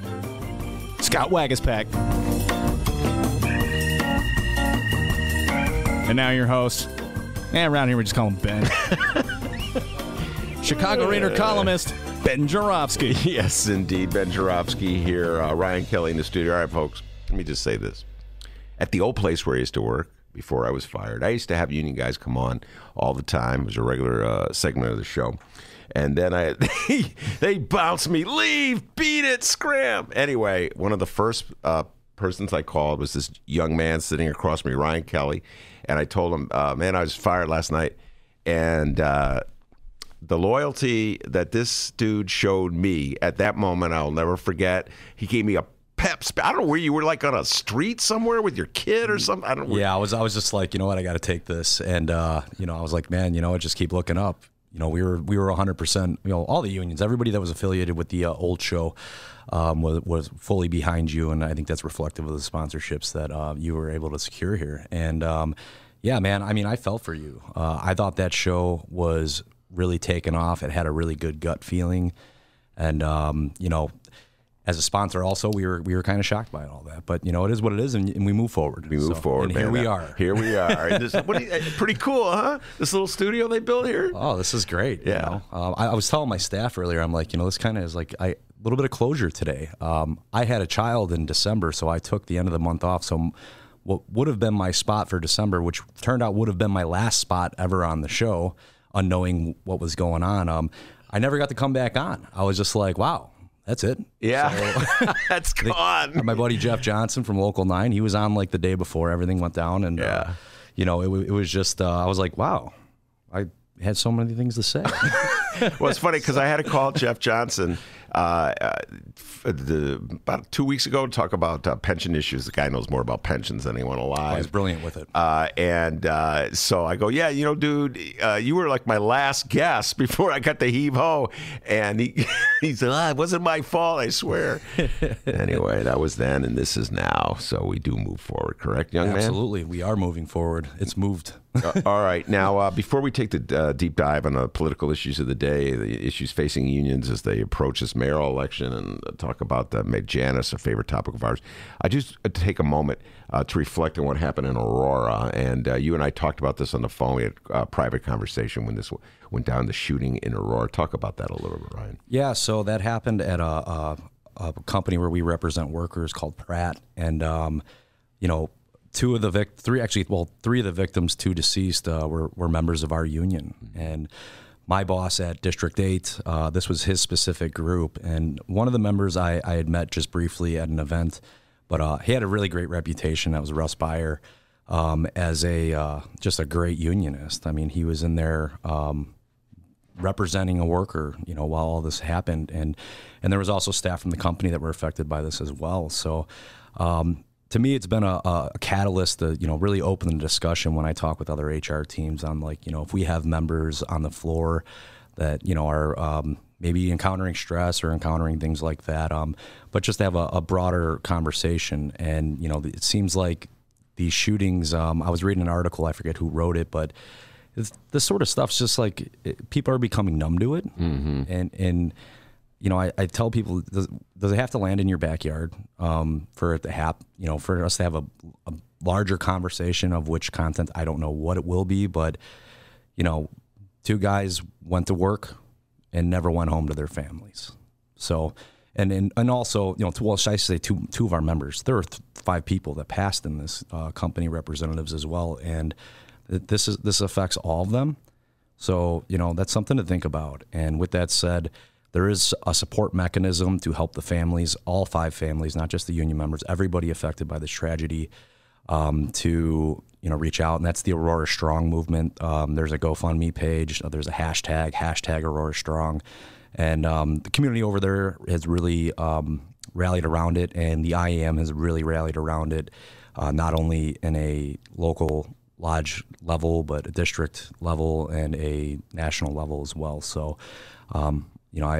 I send my condolences again out to the family members affected by that, because that's just it's a tragedy, and I think it especially affected workers advocates like myself, and Bob Ryder actually wrote something really interesting about that as well. So because everybody's been in that room representing somebody, and it can be a stressful experience. So you never know what can happen. Bob Ryder, president of the Chicago Federation of Labor, was supposed to be on the show yesterday. Robert, we'll have to bring him back. He had something came up and he couldn't make it to the show. All right, let's talk a little mayoral politics. Ryan, I hear this from so many people in the city of Chicago, particularly union people, a little unsure about who they're going to support. A lot of people are undecided, actually, who they're going to support. It's one thing to see a union as a group support a candidate, but then you have the individual members of the union. They don't always just follow whatever it is that the union leaders vote on. So what would your advice be for union members in the city of Chicago when they try to evaluate what they're looking for in a candidate for mayor? Well, of organizations handle the politics differently. We have like a committee, for example, that are made up of members who volunteer to be on the committee, and then decisions. There are think tank sessions on like who are we going to get behind, and if we're going to offer support, if we're going to hang back, or whatever the case may be. So I think our organization's set up as such that we have an open door policy. You want to get involved with that sort of stuff, come on down, give us a call the office, say you want to volunteer some time. And we have some really, really strong guys on that committee that handles that. And just as in the general leadership of just say local Lodge 126, it's pretty solid. But I am always very conscious of, keeping our members engaged. I don't ever want the leadership to be doing anything that's like, it appears to the majority of our members that, we're not looking for their input. We're always looking for their input. So with that said, I think a lot of unions are taking a good look at this race. I'll be quite honest. I don't think anybody saw the result and the outcome of it to be what it was. I think Lori really came out of left field and really, ran a good, strong, smart campaign. And obviously Tony Preckwinkle is a very experienced politician and campaigner. So everybody, a lot of the people I know are taking a good, honest look at this and making sure, deciding if they want to be involved with it, if they want to create an alliance there, or if they, just want to say, hey, ladies, you're both gonna set history no matter what, and have at it, and may the best lady win. So. I was one of the many people who was caught off guard. My official prediction, I have to acknowledge this because it's on tape anyway, Ryan, was that the runoff would be between Tony Preckwinkle and Bill Daley. And Lori Lightfoot's victory, she actually won the plurality of the vote. Yes, she did. Completely caught me by surprise. And so I was not expecting this particular runoff. That said, just for a moment, let's pause and think. Daley Preckwinkle would have been, in my opinion, an obvious choice for union members, because Daley was actually proposing to strip from the Constitution the language that protects the pension rights of municipal employees. That was his way of dealing with some of the budget issues that Chicago faces. And you remember this from the old show. I was very much against that. I think that's a direct investment in neighborhoods and people who live in the city of Chicago. And so we should do that before we do things like investing in building a whole new neighborhood in a gentrifying area. I think we should invest in people who actually live and work in the city of Chicago. That's off the table now. So you must feel some kind of relief that the pension issues, pension cuts are not on the table. I believe both their platforms reflect a pension is a promise, and that there isn't an interest, at least at this time, to open up the state constitution, which kind of regulates how our pensions are formed. As someone who was a civil servant and worked for the city, you talk about investing. We also got to invest in the people that invest their lives into this city and invest their, they plan, some of them plan their retirements around, what they're expecting for most of their career and what appears to be in a pension or whatever the case may be. So, it definitely changed the dynamic. If it had been Preckwinkle and Bill Daley, I think everybody would have resoundingly probably gotten behind Preckwinkle, but both their platforms on that issue are both of Tony and Lori's platforms are very, very similar, if not identical, on the issue of pensions. My guest in the studio is union man Ryan Kelly. We'll be right back after this.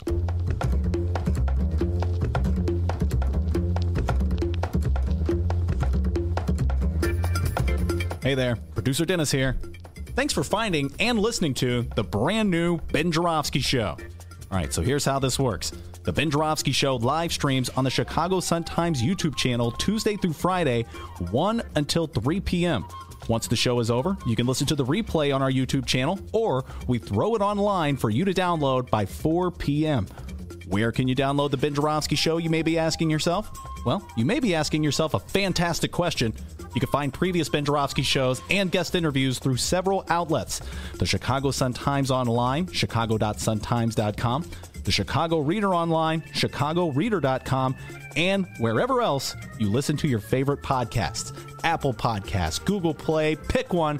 Just search for The Ben Joravsky Show. J-O-R-A, V as in victory, S-K-Y. So, let's recap. Tuesday through Friday, 1 until 3 p.m., live streamed on the Chicago Sun-Times YouTube channel and downloadable by 4 at chicago.suntimes.com, chicagoreader.com, and wherever else you listen to your favorite podcast. Yes, the Ben Joravsky Show is back. We're live and downloaded. Tell your friends and enjoy the rest of the show.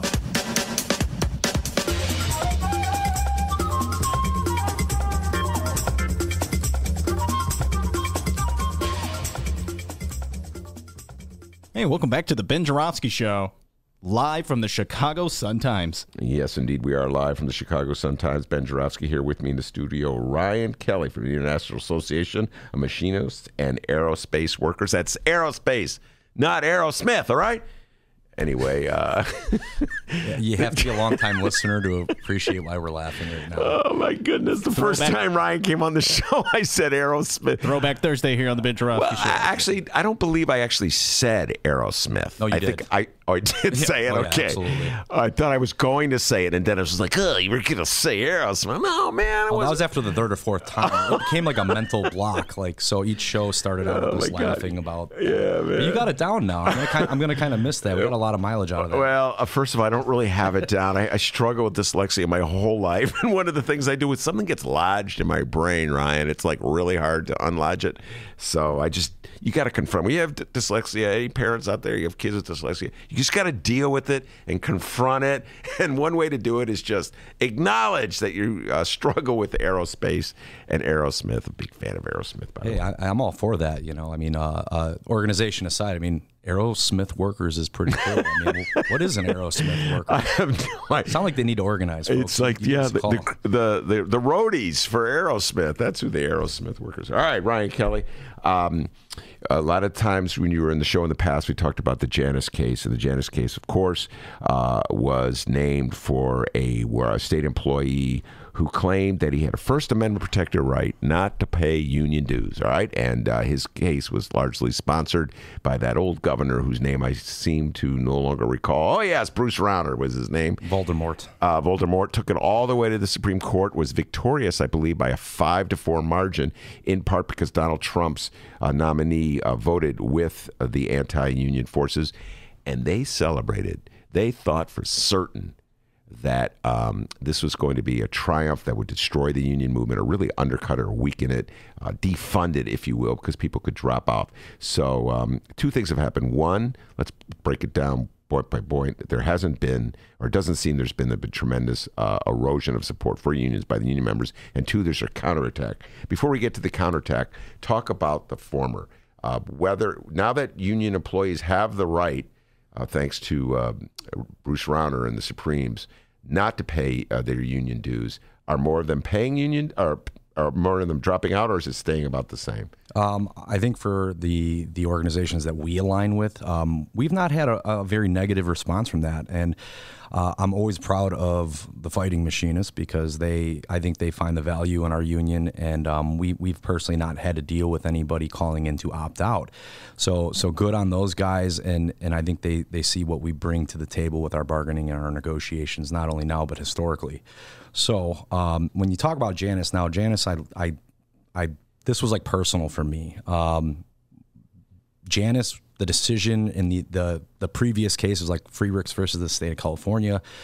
Basically, cookie cutter lawsuits that were being funded by these dark money groups, funded by the Kochs, in order to just basically prove this First Amendment issue. And even while that was coming down, so the decision fell, I believe, it was on June 27th, or it was July 27th. It's one of the two, over the summer, and it ruled in that favor. And there was like this big yay, from the parties who funded this thing, for Mark Janus, who then gave him a job as a senior fellow. Tell me about that one, huh? He gets paid to drive around and talk to groups now about his David versus Goliath battle. I'll tell you what, folks, I take my civil service very seriously. The second that guy had a good probability he was going to win his case, he retired from the state. Yeah. like right after the case dropped, he retired and he left. And took a cushy gig with the people that paid for his lawsuit. So think about that. Where were his interests really? With that said, so the case came down, and thankfully, especially here in the Chicagoland area, we've got some very, this is the mecca of the labor movement, as one of my overseers, this guy Kevin Murch, I think he's listening right now. He loves Chicago. He represents, at the territory level, 9 different states worth of people. But so we've got some very proactive unions, including Local 150, that they saw this coming from a mile away, and they said it outright. Be careful what you ask for, because if Janus is saying that, well, Mark Janus, his First Amendment rights were being violated, or by his forced association with the union. Well, what about the large majority of our members who are being, basically party to injury, having to pay the freight for the people that don't want to pay union dues? They're negatively being affected. That's like if the guy next to me, suddenly doesn't have to pay his car insurance premiums, but it's our group pool and our risk pool that has to carry that free rider. So they filed a lawsuit basically arguing that. Now, who filed the lawsuit? That was Local 150, the operating engineers. So Local 150, I know, a bad bunch of boys. Yeah, guys like Ed Maher and company, Jim Sweeney, all of them. They're really forward-thinking groups. They fight hard. They fight really hard, and I like that. so that's great. So they had this case, and it went in front of a judge, and on February 6th, it was basically ruled that Judge Coleman validated the arguments as ripe for examination, stating that Janus created an imminent constitutional injury against unions whose First Amendment rights were also expanded by Janus to allow us the freedom not to associate with workers who choose not to associate with us. Wow. Let's just pause to think about that for a moment, folks. So the argument that the Koch brother allies concocted to undercut unions was that employees who had a job, a state job or a city job or what have you, a government-funded job, had a First Amendment right not to have to pay their union dues. So the union said, all right, 2 can play that game. If you have a First Amendment right, which, by the way, I think this is stretching the First Amendment like a piece of bubble gum over a sidewalk and then driving over weaponizing the First Amendment. Yeah, weaponizing the First Amendment. But all right, you got a First Amendment right not to have to pay union dues. Then we, the union, have a First Amendment right not to represent you because you don't pay the dues. Correct. That's it's good for one, it's good for the other, right? So it remains to be seen how that case will shake out. But additionally, there's also legislation being proposed, at least on an Illinois level, that may go to the federal Supreme Court, kind of arguing this. I'm sorry, not the legislation. Legislation is being worked on a state level, but it's the same concept of, it costs money to represent people, so we have to bargain for people as the, per the National Labor Relations Act, we have to bargain for a bargaining unit. But the question is, do we have to represent them in a grievance? I mean, I'll negotiate your contract, but if your contract gets violated, let's talk about what processing a grievance costs.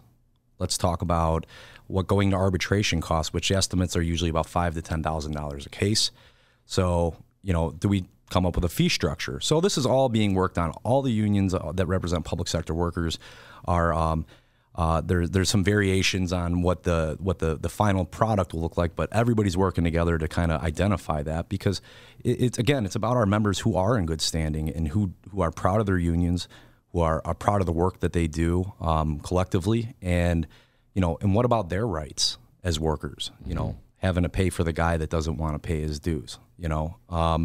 So that's all being explored, and it's really exciting, like forward-thinking progress. And I give the leaders that are a proponent of that whole movement very exciting. I'm working with it too. I'm just like kind of in awe watching what's coming together. So, and we're gonna keep fighting like that, so that everybody knows that that's what we do, because we don't sit back and just take something like that is just disguised as a First Amendment issue. And really, the whole idea, the premise was that it would erode unions away. Well, I have to say this, that one thing I have been encouraged by the recent trends.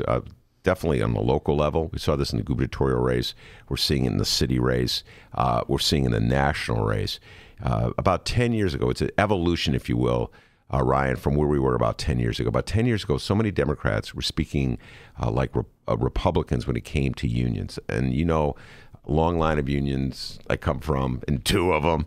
I didn't think that was, I never thought that was in the best interest of people who, like, this is focus on Chicago, people who live in Chicago. If a union job pays more than a non-union job, you want some more of an equal distribution of money in a city. I don't believe it's healthy for a city to have people who are fabulously wealthy and people who are really poor. So you want some kind of protection for people in the middle.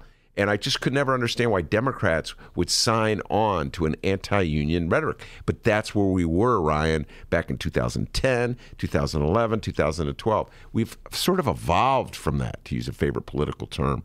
And I saw that in the 2016 campaign, where even Pritzker, who comes from that sort of Rahm school, he moved left and he became a big supporter of unions. And now in this mayoral race, we've seen that the 2 front runners are pro-union in their rhetoric, or pro-union. And the one candidate who was espousing an anti-union point of view, at least in terms of the pensions, Bill Daley, didn't even make the runoff. So you got to be encouraged by that. We are. And, you know, business as far as unions go and our ability to represent, you know, there's been an uptick. While all this is going on and we're building towards this like sort of critical mass thing, I think it's waking up the union members and waking the sleeping giant per se, because people realize there's a lot of wealth inequality out there. There are things that are just happening in general where people are, you know, you talk about the economy and everybody's like, oh, the economy's doing great. You know, okay, GDP doesn't put food on your table. And we've got, you know, a lot of people, the math is in that, you know, wages are stalled. Mm-hmm. There's no trickle down that's happening. So people are now turning to their unions, or they're organizing to say, you know what, we need to have a better seat at the table to secure not only better pay, but the, you know, wages and, well, you got wages, benefits, but, you know, one thing I always loved about a union contract was just explaining, you know, what your days off are and, you know, what are your duties and responsibilities on the job, and this is your job, this isn't your job, that sort of thing, just to lay it out, what the expectations are. And it's a 2-sided contract. The company signs it too. So everybody has an understanding at that point. And I think that's becoming very valuable in a world where people are continuously being asked to do more at work. The work week is expanding. I think I read somewhere it's like the average person right now is working, you know, well over 40 hours a week. 40 hours a week is, you know, even though it's identified as like the standard work week, it's going away. And as we get digital, you know, people are taking emails in the evening. People are doing, I mean, there's a lot more work that people are doing now that they're not being compensated for. And I think people are kind of calling for an end to that. And you're seeing that in your world a lot. You see a lot of journalists, a lot of journalist groups across the country are unionizing, and that's exciting to see. Ryan Kelly's my guest. Before I let you get out the door, Ryan, we're going to be talking a lot about this, obviously, once this mayoral race is over, but just your opening thoughts as you see the presidential race just start. I think there's like 10 Democrats who've already announced, maybe more. I've lost track. I feel like we're doing this all over again. Are there any that jump out at you as ones that unions should look out for that are particularly pro-union? To be completely fair, because of we just had a state election and a local election, I'm a big fan of local politics. So, you know, our future presidential candidates are being built today locally. So, no, I don't really have any input on the national election outside of, you know, those candidates better be prepared to answer for, you know, the wealth inequality and things like that. So I look forward to seeing what their platforms are and how they evolve. All right. Very good. That's Ryan Kelly. Thanks for coming in, Ryan. I appreciate it. Alderman Scott Waguespack's on deck. We'll be right back after this.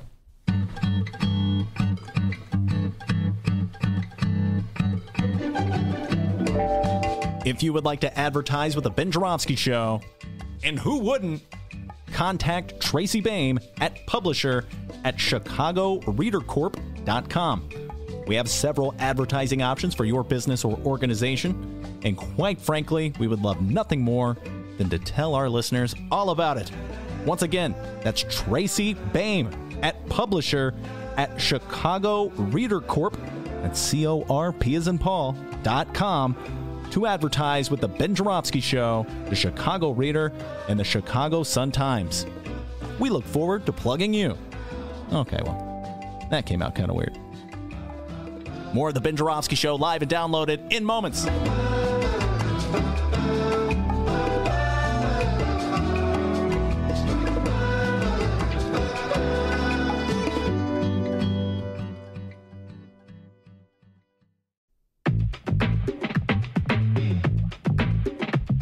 The Ben Joravsky Show is brought to you by the Chicago Sun-Times. For the latest in Chicago and Illinois news, sports, weather, and the latest in national news from a real Chicago frame of mind and real Chicago writers, check out the Chicago Sun-Times.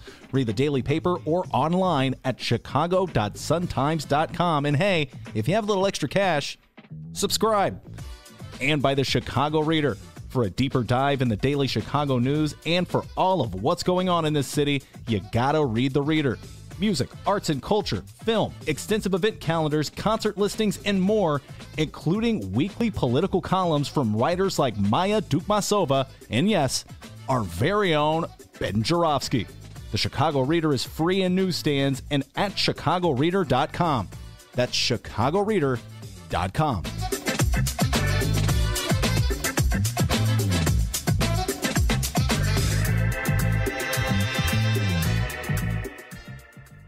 Welcome back to the Ben Joravsky Show, live from the Chicago Sun-Times. Yes, indeed. We are live in our beautiful studio that built for us here in the Sun-Times building.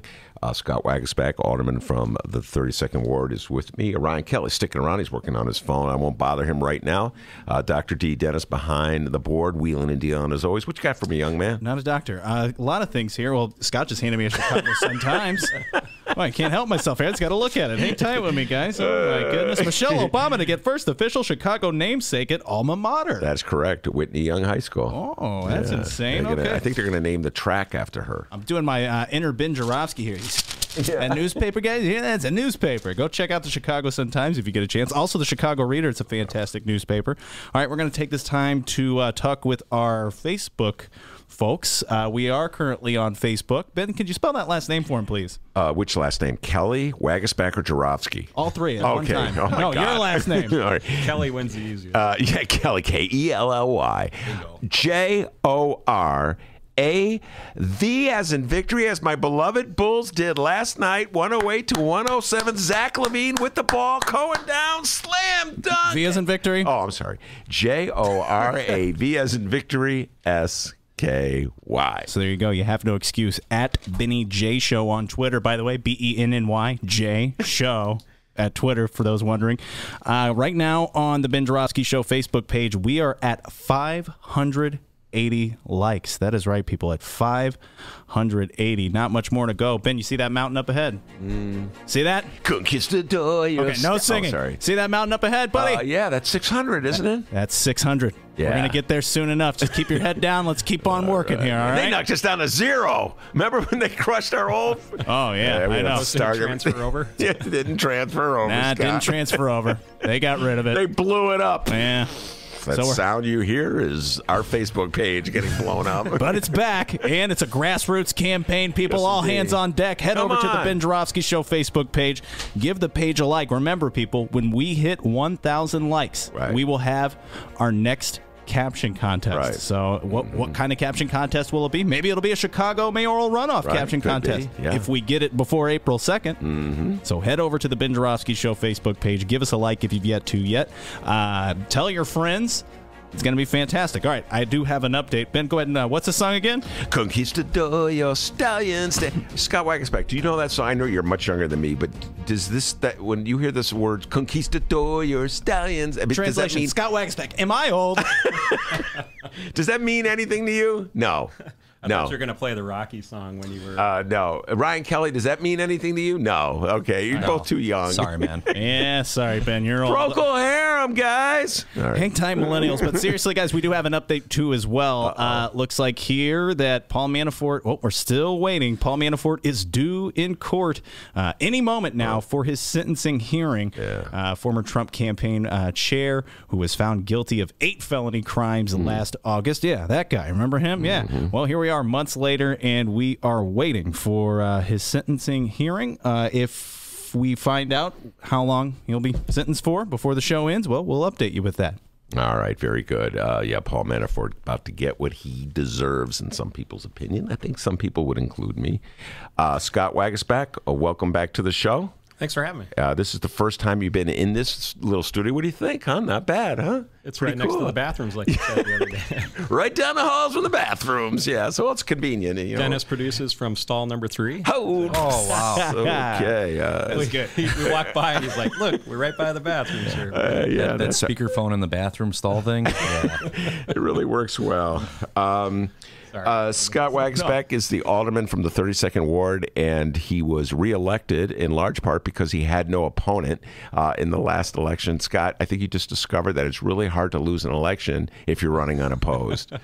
So congratulations, number one. Congratulations. And you are also have supported, you've endorsed Lori Lightfoot. Before we get started, before we get started on some of the other issues of the day, let's talk about a little bit about that. Yesterday in the studio, we had your colleague, Carlos Ramirez Rosa, who is the alderman of the 35th Ward, which is not far from where you your ward is on the north side of Chicago. And he's a big fan of Tony Preckwinkle. So we're doing our best to have representatives from both campaigns. Just so you know, tomorrow, Stacey Davis Gates will be in the studio from the Chicago Teachers Union. Big supporter of Tony Preckwinkle. Ryan Kelly in the studio today. Neutral in the race right now. Scott Waguespack in the studio right now. You're supporting Lori Lightfoot. Why are you supporting Lori? Well, I think, I've known Tony for a long time. I worked with her in the city council. I looked at kind of what's been happening over the last few months and few years, and just said, I felt like it was a good time to see a fresh face in the 5th floor, somebody who was really going after a lot of the problems that we're having in the city departments with, some of the scandals that Mayor Emanuel's kind of brought on, and wanted to see somebody come in that could work with those different departments, change the functions, change the city council, or help us change ourselves, and really look at how we improve the city as a whole. And I felt that Lori Lightfoot was the person to do that. Now, when did you come to this decision to support Lori? We were talking to different members of the campaigns for quite a while, and it was weighed heavily. Like I said, I think there's good aspects of both of them, and a lot of people, obviously, in this election. I mean, you saw the turnout. Yeah. It was low. It was low throughout the day of the election. Mm-hmm. I was getting a ton of people who couldn't make up their minds. There were people, I would say in the top 5 people. Obviously, there was a bunch of people that kind of fell off the cliff in terms of percentages, but people were really undecided, and it was a difficult decision for everyone. So I narrowed it down to the 2 African-American women who are now vying for that seat, and I felt that Lori was the best person shortly before the election. Now, did you have to break this news to Tony yourself? Did you tell her that you were going to endorse Lori? No, I didn't. I talked to Tony before that, and I just, I felt it was difficult, but I felt that things weren't going in the direction that I thought they should with the issues with Burke, the history with Barrios, the Scott Sizek Nazi meme. Things were kind of adding up, and it just wasn't looking very good. The Burke in question, of course, is Alderman Ed Burke, alderman of the 14th Ward, Finance Committee chair, was indicted. I want to say a month or so ago. I've lost track of time, Scott, but he was indicted for allegedly trying to shake down a Burger King franchisees to force him to hire Burke for his property tax law business. So anyway, that's the Burke in question, and that really did hurt Tony Preckwinkle's campaign. I'm going to give Tony Preckwinkle a shout out right here on this point, and this came out when we were talking with Maya earlier in the show. This crystallized in my mind. Tony Preckwinkle has had to deal with budgetary issues, as an elected official. Yep. So it's one thing to run for office and promise people that you're not going to raise taxes, which I know as a longtime Chicago resident who pays property taxes, that is not true. You're telling something to somebody that is not true. Yeah. I remember Bill Daley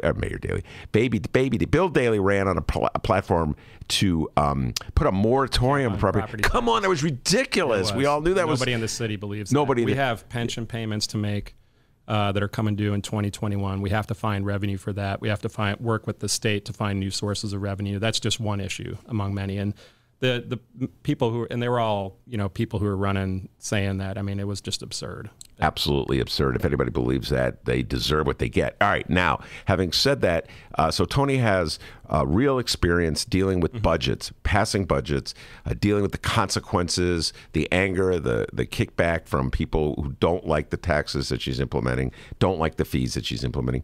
Lori Lightfoot has never run for office. She's never served office. She's never had to pass a budget. She's never had to round up the votes to get a budget. And she's never had to deal with the public backlash to a tax increase. So from that regard, you would say, well, Tony's got more experience than Lori. Address that issue. Well, there's a lot of people who run for office and who are running for office right now, both as aldermen and across this country, who are bringing other experience to the table. And we see people running for president that don't have that kind of experience. I think they all deserve an opportunity to run and prove themselves. A lot of us didn't have legislative or big boardroom experience, and we ran, and I think we've done pretty well. You argue often that Mayor Emanuel has done a lot of things wrong, and he had a lot of legislative and big business experience, and look how he turned. You're throwing that argument at me? Very well done, Scott.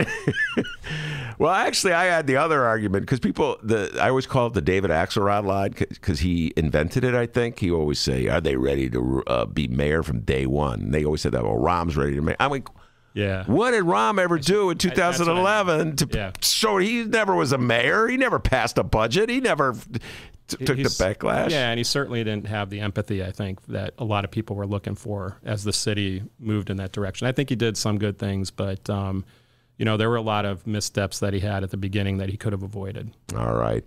Today's Sun-Times had a story about Scott Waguespack, quote-unquote, cutting a deal with Lori Lightfoot. We'll get into that when we return.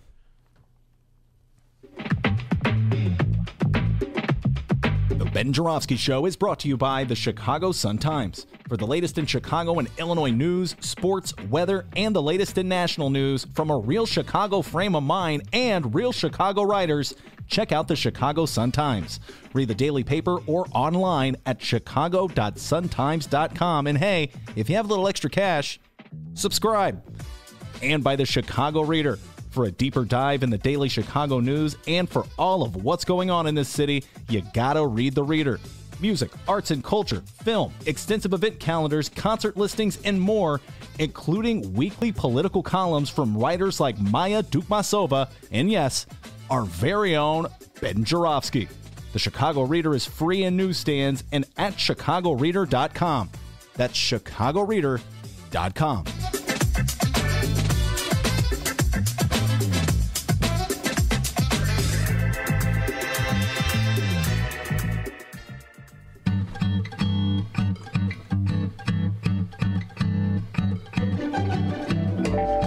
If you would like to advertise with the Ben Joravsky Show, and who wouldn't, contact Tracy Boehm at publisher@chicagoreadercorp.com.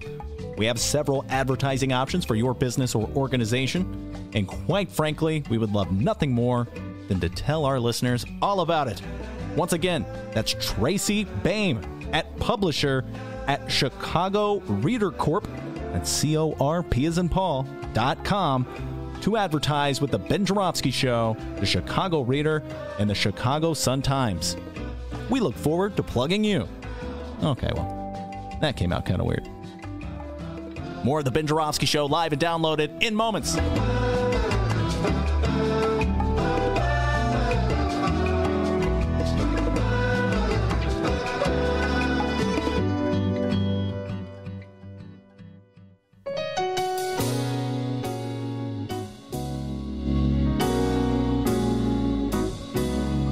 Welcome back to the Ben Joravsky Show. Mr. Joravsky, man, take us home. All right, that's Ryan Kelly playing the little keyboard in the studio. Ryan Kelly, man. Union man, keyboard player. Whoa. That is not true. I don't know where you found this, but I just love that.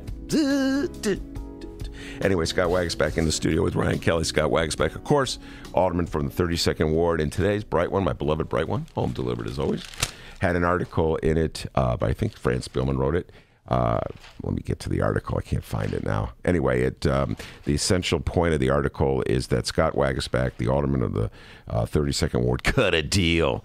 Yes, indeed, Franz Billman wrote it. Cut a deal with Lori Lightfoot and swapped his endorsement for her for a pledge from Lori Lightfoot that she would use her powers to make Scott the chair of the Finance Committee.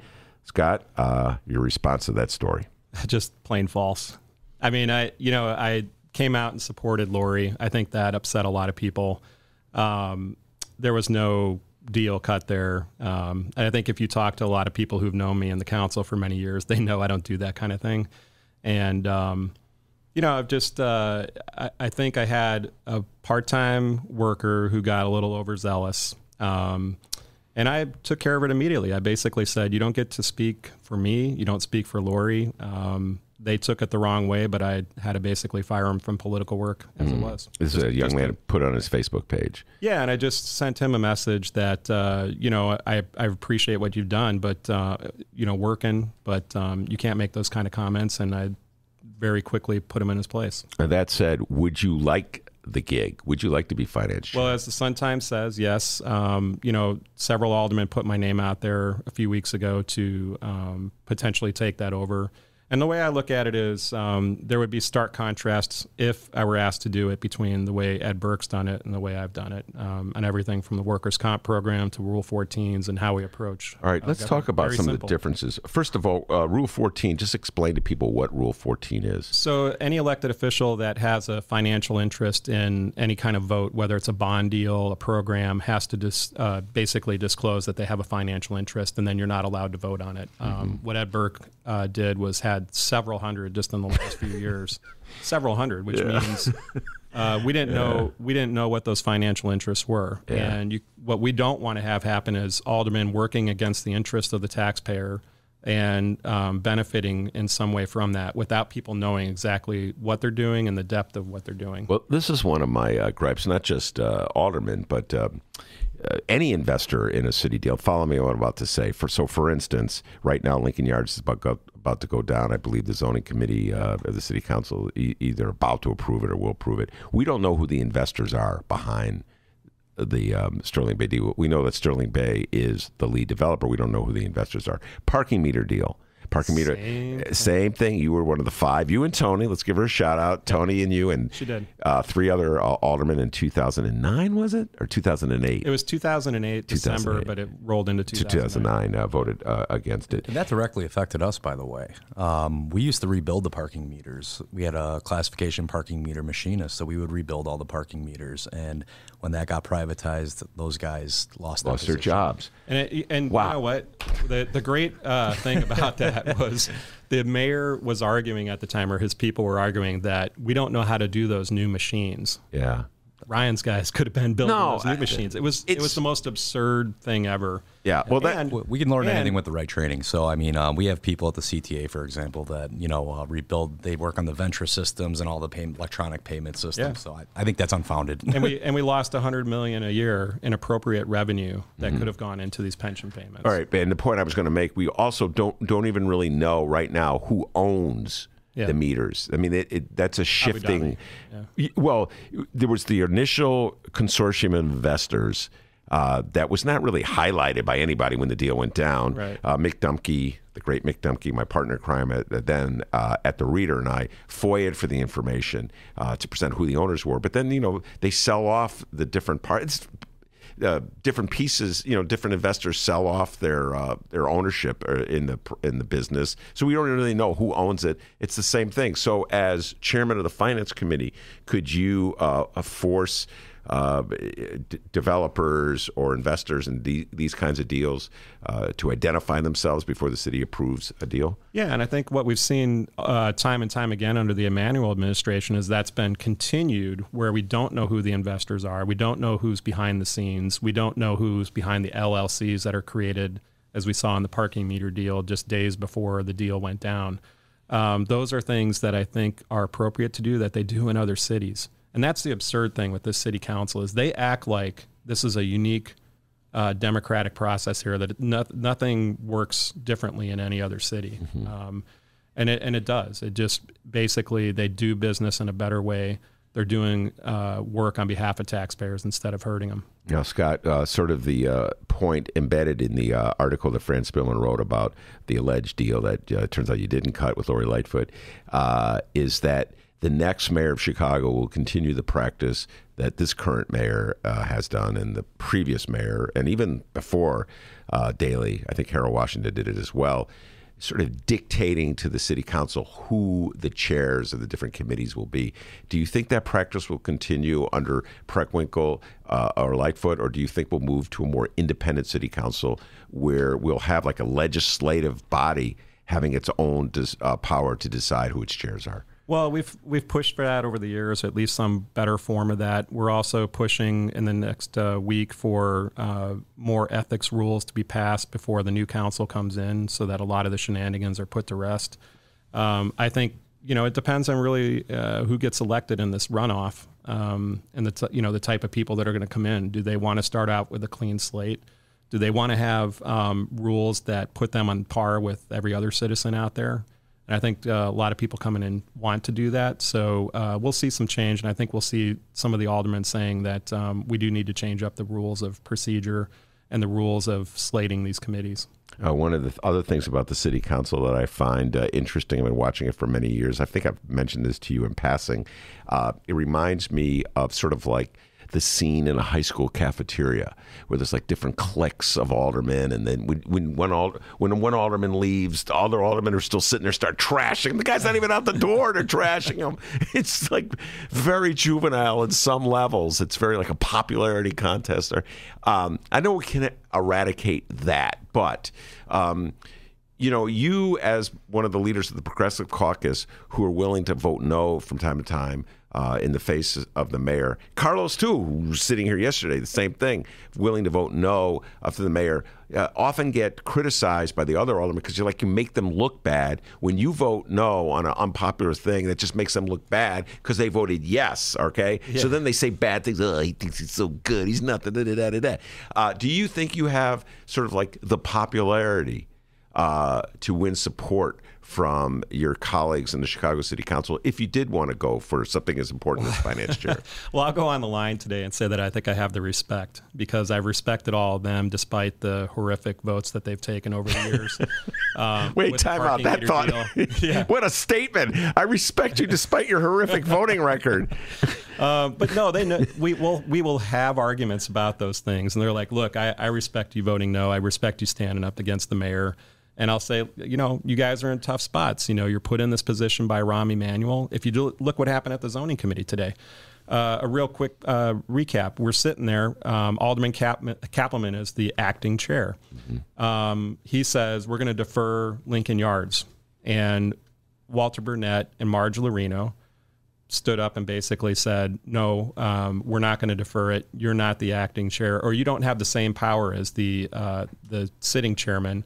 It's the acting chairman. I mean, it's kind of a arcane argument, but they just subverted the rules of procedure, just threw them out the window.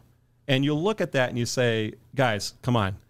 Have you not learned your lesson from a mayor who's basically undermined the rules of procedure, undermined what is essentially Robert's rules, undermined the democratic process?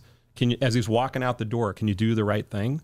And I think that is where it's becoming very difficult to look at some people and say, and with all due respect, we can't be undermining our democratic system by doing these kind of things. All right, everybody, I'm going to explain. I'm going to take a deep. This is the first I've heard of this because I've been. It just happened an hour ago. Okay, an hour. So, folks, just so you know, the zoning committee of the Chicago City Council, their approval is needed for this Lincoln Yards deal, which is a massive subsidy that's going to be handed out to develop a gentrifying neighborhood in the north side of Chicago, $1.3 billion going to be set aside in TIF money, property tax dollars.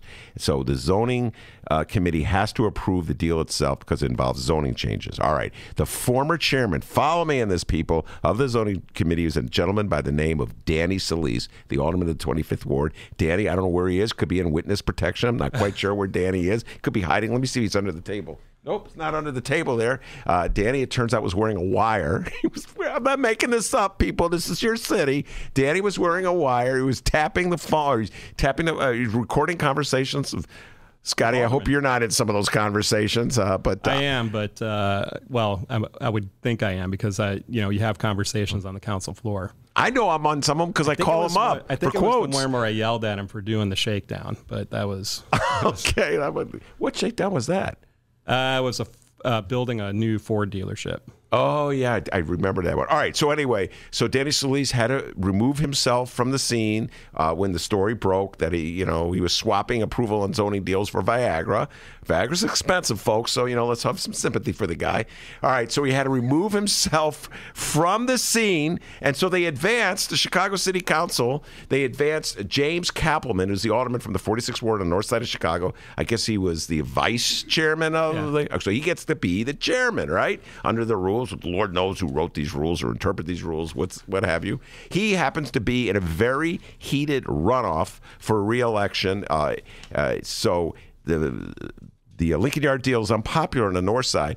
So the cynic in me thinks, Scott, correct me if I'm wrong, that the whole thing that you just described was staged, where Kappelman wants to be able to say, I wanted to defer this thing. And Here, so I brought the rule book just in case. Here's you can have an extra one. Scotty Waguespack, folks, comes in the studio with the city council rules of order. Scott, I hate to say it, that's very geeky of you, but I respect that. So come on, am I a cynic? Have I been around Chicago too long, Scott? Was that a setup deal where he goes, I want to defer? No, you can't. All of a sudden, two aldermen just stand up. You can't. Wait, does it say that you can defer here? Well, they just ignored the handbook. I'm sure they got a text message from Rahm Emanuel that said, do it or ...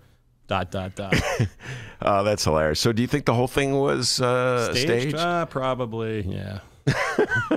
You're as cynical as I am, young man, and you're younger than I am. I've only been observing my, council here for too long. Yeah, it's in 2007. Yeah. So anyway, two random aldermen stood up and told the chairman of the committee that he could not defer the matter, okay? They just said, it was like a coup in the Chicago City Council today, where just two random aldermen showed up and said, no, you can't do it. Okay. Could you imagine in the old days with Ed Burke running finance chair, if someone said, I'm sorry, Alderman Burke, but you do not have the authority to do, what would Burke have done? Eddie Verdoliak would have come over and smacked him on the head. Eddie Verdoliak, another with blast a cigarette, pass. yeah. So, all right, he agreed, the Kappelman agreed today then that they would not defer it? Demurred to them. Yeah, wow. So they kept going. So here's the big thing with it. It's a terrible plan. From an urban planning perspective, absolutely terrible plan. Mm-hmm. The TIF portion of it is a terrible plan, the way the finances are set up. And it is not that. And we're looking, we might talk about the issue of bridges and infrastructure here. If I could just dive into that since you got the pictures there, yes. Or should I wait? No, we'll go into, I just want to, my good friend Ed Maher was here last week, and he left these pictures here of decaying bridges and the need for infrastructure. And I immediately said, all right, let's take the $1.3 billion out of Lincoln Yards and spend it putting people to work, rebuilding these bridges and rebuilding the infrastructure, and let's really help people in the city of Chicago instead of building some upscale palace for the well-to-do in a gentrifying area. Yeah, so the money that's fronted on this thing from taxpayers, it's more for the reimbursement of what claims to be bridges and infrastructure. But there's no priority set in this whole plan to get that done. And we know that we need bridges repaired. We know we need sewers and new roads to be fixed, whether they're metro bridges, highway, whatever it might be. But what's happened over the last several years is that we haven't had a capital plan from Springfield. We've got a new governor. They're working on a capital plan. It's more appropriate to look at the other several ways of either bonding out or looking at TIF reimbursement as a possibility further down the road to do a lot of these infrastructure projects. But we know we need to get them done. The way they've got this particular plan set up is wrong-headed, and it doesn't guarantee that we're going to get to those bridges and those roads within the short time frame that they're claiming. Well, my recommendation to the alderman of the Chicago City Council, if you're listening to me, it's not just this one little corner of the north side that's gentrifying that needs infrastructure repairs. It's the whole city? The whole city. Beverly needs infrastructure repairs. Mount Greenwood needs infrastructure repairs. Roseland, Englewood, Woodlawn. Why just put it in one little corner? Let's spend that $1.3 billion throughout the city of Chicago. Well, and I think there will be more money to come once Governor Pritzker gets his capital plan together. I know that they're working on one. I know that there's ways that we have to do matching funds. Obviously the president of the United States is not going to move in that direction, although he might. I think he and Pritzker are getting along a little bit. Well, Trump said he wanted infrastructure repairs. Yeah. And I think that's one good sign out of all the other things going on. But using this TIF exclusively for this project is creating inequity in all those other neighborhoods, and that's what the aldermen don't understand. That all those other neighborhoods that you mentioned, plus the other 70, those community areas need infrastructure investment. Absolutely. And I would say, we're doing a lot of development on the boundaries of that TIF area. That area's been in a TIF for 20 years. They're going to create another 23 years for it. But we are doing development in Lincoln Park, in Bucktown, with our eyes closed. There are developers coming every day. So it is not that you need a TIF to get this stuff done, because we can do it without sequestering those funds as we've done with a lot of others. And again, this goes back to the first comment that I made. We're going to need funds for these pension payments. If we keep sequestering funds, $1 billion here, $1 billion there, we're causing trouble for our ability to make those payments. Absolutely. Those are obligations you have to pay. Yes, young Dennis. Hey, how's it going, guys? Now, as you know, we would be ending at about this time, 3 o'clock. But since we had live stream issues, we're going to keep the show going for a little bit longer. So I actually got one question from someone on the YouTube live chat. If you guys got time for it, whenever. Go ahead. You want to do it now? Yeah, let's do it right now. All right. Yeah, that's, I guess, the difference between radio and podcasting. We can just keep going if we want to. Well, we stumbled a bit at the start. Savvy. Yeah. Let me tell you, I'm going to lock the door. Make sure the Preckwinkle people don't come in here. We're going longer, all right? Dr. D's going to get an honorary doctorate one day. Watch. From radio school. This one comes from our good buddy Pat Rod, all right? Pat Rod asks, is there anything that you two know, Scott or Ryan, about the meter deal that could be done, or are we just stuck? Oh, yes. This is my favorite topics. You want to dive into it? Well, I'd like to hear you on it, but I humbly believe the meter deal, which was approved in 2008, as you said, under Mayor Daley, Mayor Rahm inherited it, so we cannot blame him. I'm saying that right now. I absolve Rahm of all responsibility for the original meter deal. All right, it's the original meter deal because it was reaffirmed about, what was it, 2013? I'm losing track of time, Scott. So my humble opinion, Rahm should have gone hard at the meter deal when he got in and tried to blow it up. Like he blew up took the teachers' pay raise away from the teachers, if you remember that. Yep. Suddenly that union deal was, when it's a deal with a union, throw it out the window. When he reopened the contract to give CPM, which is the umbrella company, LAZ operates it, when he reopened it to give them more meters throughout the city and to raise the rates, that's when he could have broken the deal, because they agreed to essentially break the deal or modify it to the point where it put $10 million a year more into their pockets. It was absurd. Absolutely absurd. So $10 million more. So to answer his question, are we stuck with this thing? I think we are for the time being, but we've had some good attorneys look at it, and Tom Gagan looked at it. Clint Krisloff, who's been fighting for labor on the healthcare side of things down at the Supreme Court. Those guys are on the right side of history, and they've got some good legal arguments that potentially we could go back for it. That's interesting. Especially now that we are almost at the point where they've made all their money back in 10, 11 years. Yeah, they're almost in the black now. I mean, so, from my perspective, I don't know necessarily, the politics and the tribal politics of it, except I do know that privatization costs city workers jobs. And 9 times out of 10, every time we've ever done a work study, we come in way under cheaper the closest private contractor. And as we saw, I don't think anybody even saw it coming when the parking meters privatized. But here we are 10 years later, and we're almost even. And what's the year on that? 99-year lease or something? 99 years, 75. So 75. 99 was the tollway. 75. Yeah, Skyway, excuse me. So, I mean, there you go. I mean, so, I care about that because I honestly believe that, city workers do really find jobs, and they do it at a great price and a great rate. So I think you could add on like the waste management contract for recycling. I know we're not going to be able to just go right back to that, but you brought up the issue of when you look at an RFP and you guys actually, labor can do a proposal, and they've come under, in many cases, better than the privatized companies. Yeah. No, at a better price and a better quality. My main argument against privatizing, my main argument in using city workers is that, first of all, we have a rule that they have to live in the city of Chicago. So I keep saying this. It's a direct investment in the city of Chicago. I just had this argument just today with somebody on the issue of firefighters. With Mike Flannery was saying, we have too many firefighters.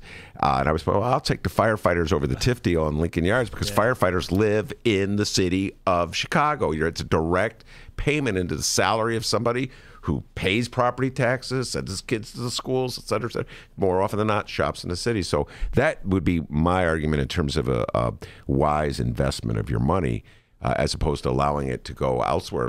Especially when they're saving Mike's, potentially saving Mike's, house. Oh, yeah. And you're right. Rhymes exactly, house. Mike's house. All right. Scott, before I let you go, I don't think you'll be on the show until after the mayoral election of April 2nd. Do you have any just predictions you want to make? We're off a little bit. We got about how many? 26 days. 26 days. Do you have a sense of where this is going? What's your prediction, young man? Well, Lori I think she got the firefighters actually to endorse her, or they're thinking about it. I think they did endorse her. Yeah. So that's a good step for her. I think it's going to be tight, but I think, looking forward to working with either one of these women who are going to lead this city in the next few years. And they're going to have a handful of issues to deal with, but these runoffs go fast, and they've got to be prepared. And I think taxpayers, citizens who haven't decided yet had better get on it pretty quick and not wait till the last minute like they did in this last election, because this is the future of our city at stake.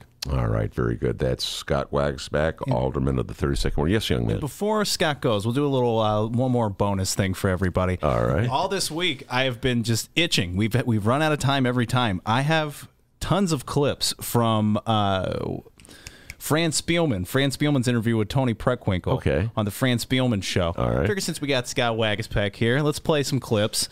We'll play one clip. We'll do host choice. You get to choose, all right? I'll read off the clips I have, and you tell us which one you want to hear. Okay. And then we'll weigh in, and then we'll ride out of here, okay? All right. Little bonus for all of our live listeners who didn't. You live listeners, so sorry about that in the beginning. We're making it up to you here. That was pretty cool, too, how he sent that question in. I was able to read that, right? Absolutely. Be like Pat Rod. Send us questions on the YouTube live stream. Okay, Ben Joravsky. All right. Let me get your decisions here. And we're just sticking with this music. Conquistador, you're stuck. No sing. You see, I'm just trying to really do it a lot so it just wears out. That's my goal. But every time I hear it, I Ryan Kelly and Scott, I want you to go home and listen to Conquistador by Procol Harum, and it opens with this. Anyway. Okay, so suspense. Right now, in my face, I have several clips from Fran Spielman's interview with Tony Preckwinkle. Your choices are, now just hear all the choices before you weigh in, Benny. Host choice here. Okay. I got Tony and Fran Spielman talking about Willie Wilson. All right. I have the sugar tax. I have a bonus sugar tax as well. That'll be 2 clips. I have Fran talking with Tony about Lori Lightfoot.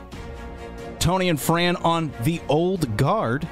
Tony and Fran on the campaign woes that Preckwinkle had for a while there. Let's see here. I have... once and 2 more on Lori Lightfoot. So, those are your choices. Ben Joravsky, pressure. Well, damn me the pressure, but I'm Zach Levine stepping up at the big moment last night for the game-winning basket. Hang tight, non-sports fans. I'll go with the soda pop tax. Going with the sugar tax. All right, now this is a twofer here, so I'll play the first clip, you weigh in, and then I'll play the second. Once again, this is... Scott gets to weigh in. There you go. Alderman Waguespack gets to weigh in. Yeah, don't you back out either, buddy, all right? I locked the doors. The Preckwinkle people aren't coming, all right? All right, so here's Fran the Woe Man Spielman talking one-on-one with Tony Preckwinkle on the sugar tax. You can check out this whole interview on the Fran Spielman Show on the Chicago Sun-Times website. Fantastic show. Go check it out. All right, here we go. Anytime now. Okay, 1 second. Boy, I'm trying to figure out these Apple computers. How do you explain the sugar beverage tax? If people are still angry about that, what will you tell them?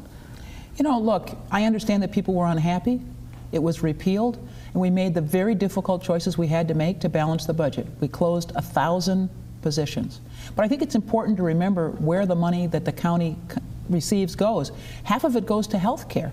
We run our health and hospital system, and we now have 320,000 people who get health care as a result of county care, our Medicaid expansion program. But will you apologize and say, you know, another 40% of our money goes to criminal justice, and we've had great luck in reducing, well, it's a result of hard work, I shouldn't say luck, with all the stakeholders in reducing the jail population by more than 40%, by giving people who are accused of nonviolent crimes an opportunity to be out in the community, going to work, going to school, supporting their families as they await the disposition of their cases. So I always try to talk to people about what the county really does. All right, Toni Preckwinkle, I've been interviewing her for a long time, is a master of answering whatever question you ask with what she wants to say, okay? So that was a classic case. I just want to talk about what we do at the county, as opposed to dealing directly with the soda pop text. Good question, but I'll answer one that's better. I like my answer better than the one I'm going to have to say. Well, I have my personal... We talked about this with Maya earlier in the show. If I were advising Toni Preckwinkle, and I'd start off by saying I would not take any advice from anybody like me if I were a politician, but I'd say own up to it and say, you know what? You got a better solution? What's your solution? I'm dealing with real problems in real time. Nobody wants a property tax. Everybody yells and screams and cries. They don't want the property tax. We try to do something else. It blew up in my face. Now we got to be real about it. So that's how I would answer the question, and D. I would never win any office I ran for. Well, good, I wouldn't make like the ballot. I like what we do here, all right? But that's how I would answer it. He's already going to leave you again. So, Scott, which... own up to it. I mean, come on. Oh, well, let's see if she owns up to it. Here we go. We got part two. Okay. Here we go. Make the so difficult do you decisions. apologize for it? I mean, will you say to these people, you know what, I blew it, I miscalculated, I'm sorry? You know, we were looking for revenue to support the good work the county did. And that revenue choice turned out not to be popular. We repealed it, and we went on, as I said. Well, you had to be dragged into repealing it. It was repealed, and we went on. We went on to do the difficult things we had to do to balance the budget. And for the last 8 years, we've balanced every single budget. We've made $850 million in cuts, because I always look first to make government more efficient. We've reduced our workforce and reduced our indebtedness. I think I've been a real responsible steward of county government. Yeah. Hey, she kind of took my advice. I could beam those advice to her. You know, one thing I also would do? I would say, you know what? I was the victim of a campaign engineered by Big Soda. Remember we used to do Big Soda? Oh, yeah. Bob Fioretti. It's Bob Fioretti? That's right, Bob Fioretti.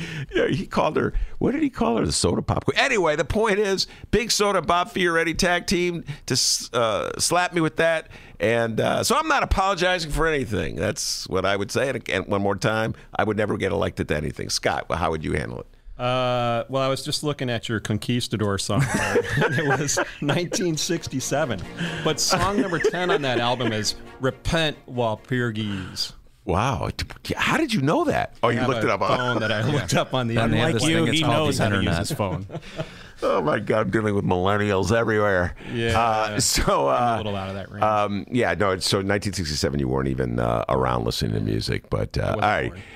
So how would you have answered that question if you were Toni Preckwinkle? Well, I think like this other issue, you just come out and say, no, that's not how it was. If I made a mistake, I own up to it. I've done that in the city council where I voted for stuff like the mental health clinic closings under Rahm Emanuel. I've given you so much grief about that over the years. And a year after when I realized that they had dropped several thousand people through the loopholes, that they weren't tracking those people, and now they're out under all the viaducts and bridges, we quickly realized and apologized to the community for that. Mm-hmm. And ever since then, we've been trying to find a way to fix the problem, but we owned up to it. And that's all you have to do. And it's hard in this city because people are stuck in these old ways of doing things. But maybe that's why we've got somebody, I think, in Lightfoot that's gonna do something different on it.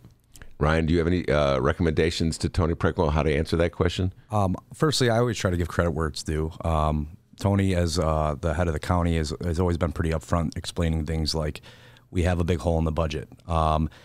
She may have been victim of a platform that may have achieved that. I do know she tried to pass quite a few taxes before she got to that one. I'm a big fan of just the straight out, hey, we've got a hole. We got to do something here. I think people are relatively open to that idea nowadays. Our union was caught in a really tight spot there. I have county employees who there was uncertainty because of the budget crisis on that end. And then I also have employees at Pepsi Bottling who ended up taking a layoff because of the sheer amount of reduction. Everybody started buying their pop over the border. So I had 5 guys, including one of my now staff members who got a layoff, because the production was not there in the Chicagoland area. So this came down and it did affect people on one side or the other. So, I was really interested to see how that shook out. And it did get repealed. And she is true in saying that, it was unpopular and it definitely, taxpayers spoke. I mean, there was like revolting. People were like on revolt for a while. Don't mess with people's Diet Coke. I always tell them that's like serious. Don't mess with the Diet Coke. Don't mess with the Diet Coke. People drink that stuff like coffee in the morning. So, and they did. So, I wasn't a big fan of it, but I did understand and appreciate the fact that there is a hole. The hole doesn't go away. No, I remember Bob Ryder would come on the show back in the day when this was going on. He defended it. It was a very contentious issue, but there was, let's not kid ourselves, there was opposition that was ginned up, if you will, by Big Soda. There's no doubt about it. And so... Well, I mean, child diabetes is a thing. I mean, kids shouldn't be drinking pop. Pop is not necessarily a great thing for you. But so I think that aspect of it was true, but were people ready for that? You're almost like forcing health initiatives on them. I mean, I think that's where the pushback was. Well, that also the other thing it was. Here we're bringing back that argument, but that was a great debate for us many times. But the reality is, they try to shift the debate. They started off saying this is going to plug a hole in our budget. We're going to raise the money, and then when they got flack, they said, "Well, we're doing this to deter people from drinking soda pop." And so it's like, well, it's one or the other, guys. You're not going to have the money if you're deterring people. And so then I remember Sufferdin coming to the hideout. Larry Sufferdin. Well, Ben, the way it's going to work, see, we're going to raise the money for a few years, then we're going to deter it. We'll figure out something else. I'm like, man, you guys are good. You're just making this stuff up. Sufferdin in the building. That was such a good impression of Sufferdin. That's my Lauren Sufferdin imitation. Anyway, that is our bonus feature. We stumbled at the beginning. Not our fault. There were some production difficulties. Yeah, way to throw our tech guys under the bus. But not our fault. Not us. Come on. No, it was YouTube. It was Sean. It's Sean. It was YouTube. Interference from the bathroom. Oh, it's YouTube. Anyway, Scott Waguespack. Guys wearing wires or on their phones or... Yeah, man, it's those guys in the bathroom. Scott Waguespack from 32nd Ward. Ryan Kelly, thank you very much. Mile, it seems like 2 hours ago, was in the studio as well. And, of course, wouldn't be a Ben Joravsky Show without the man, the myth, It literally legend. was 2 hours ago, by the way, that Maya was on. Repent while reviews. Repent. The young doctor from Alton, Illinois. Give yourself a raise. Take it out of petty cash. See you tomorrow, everybody.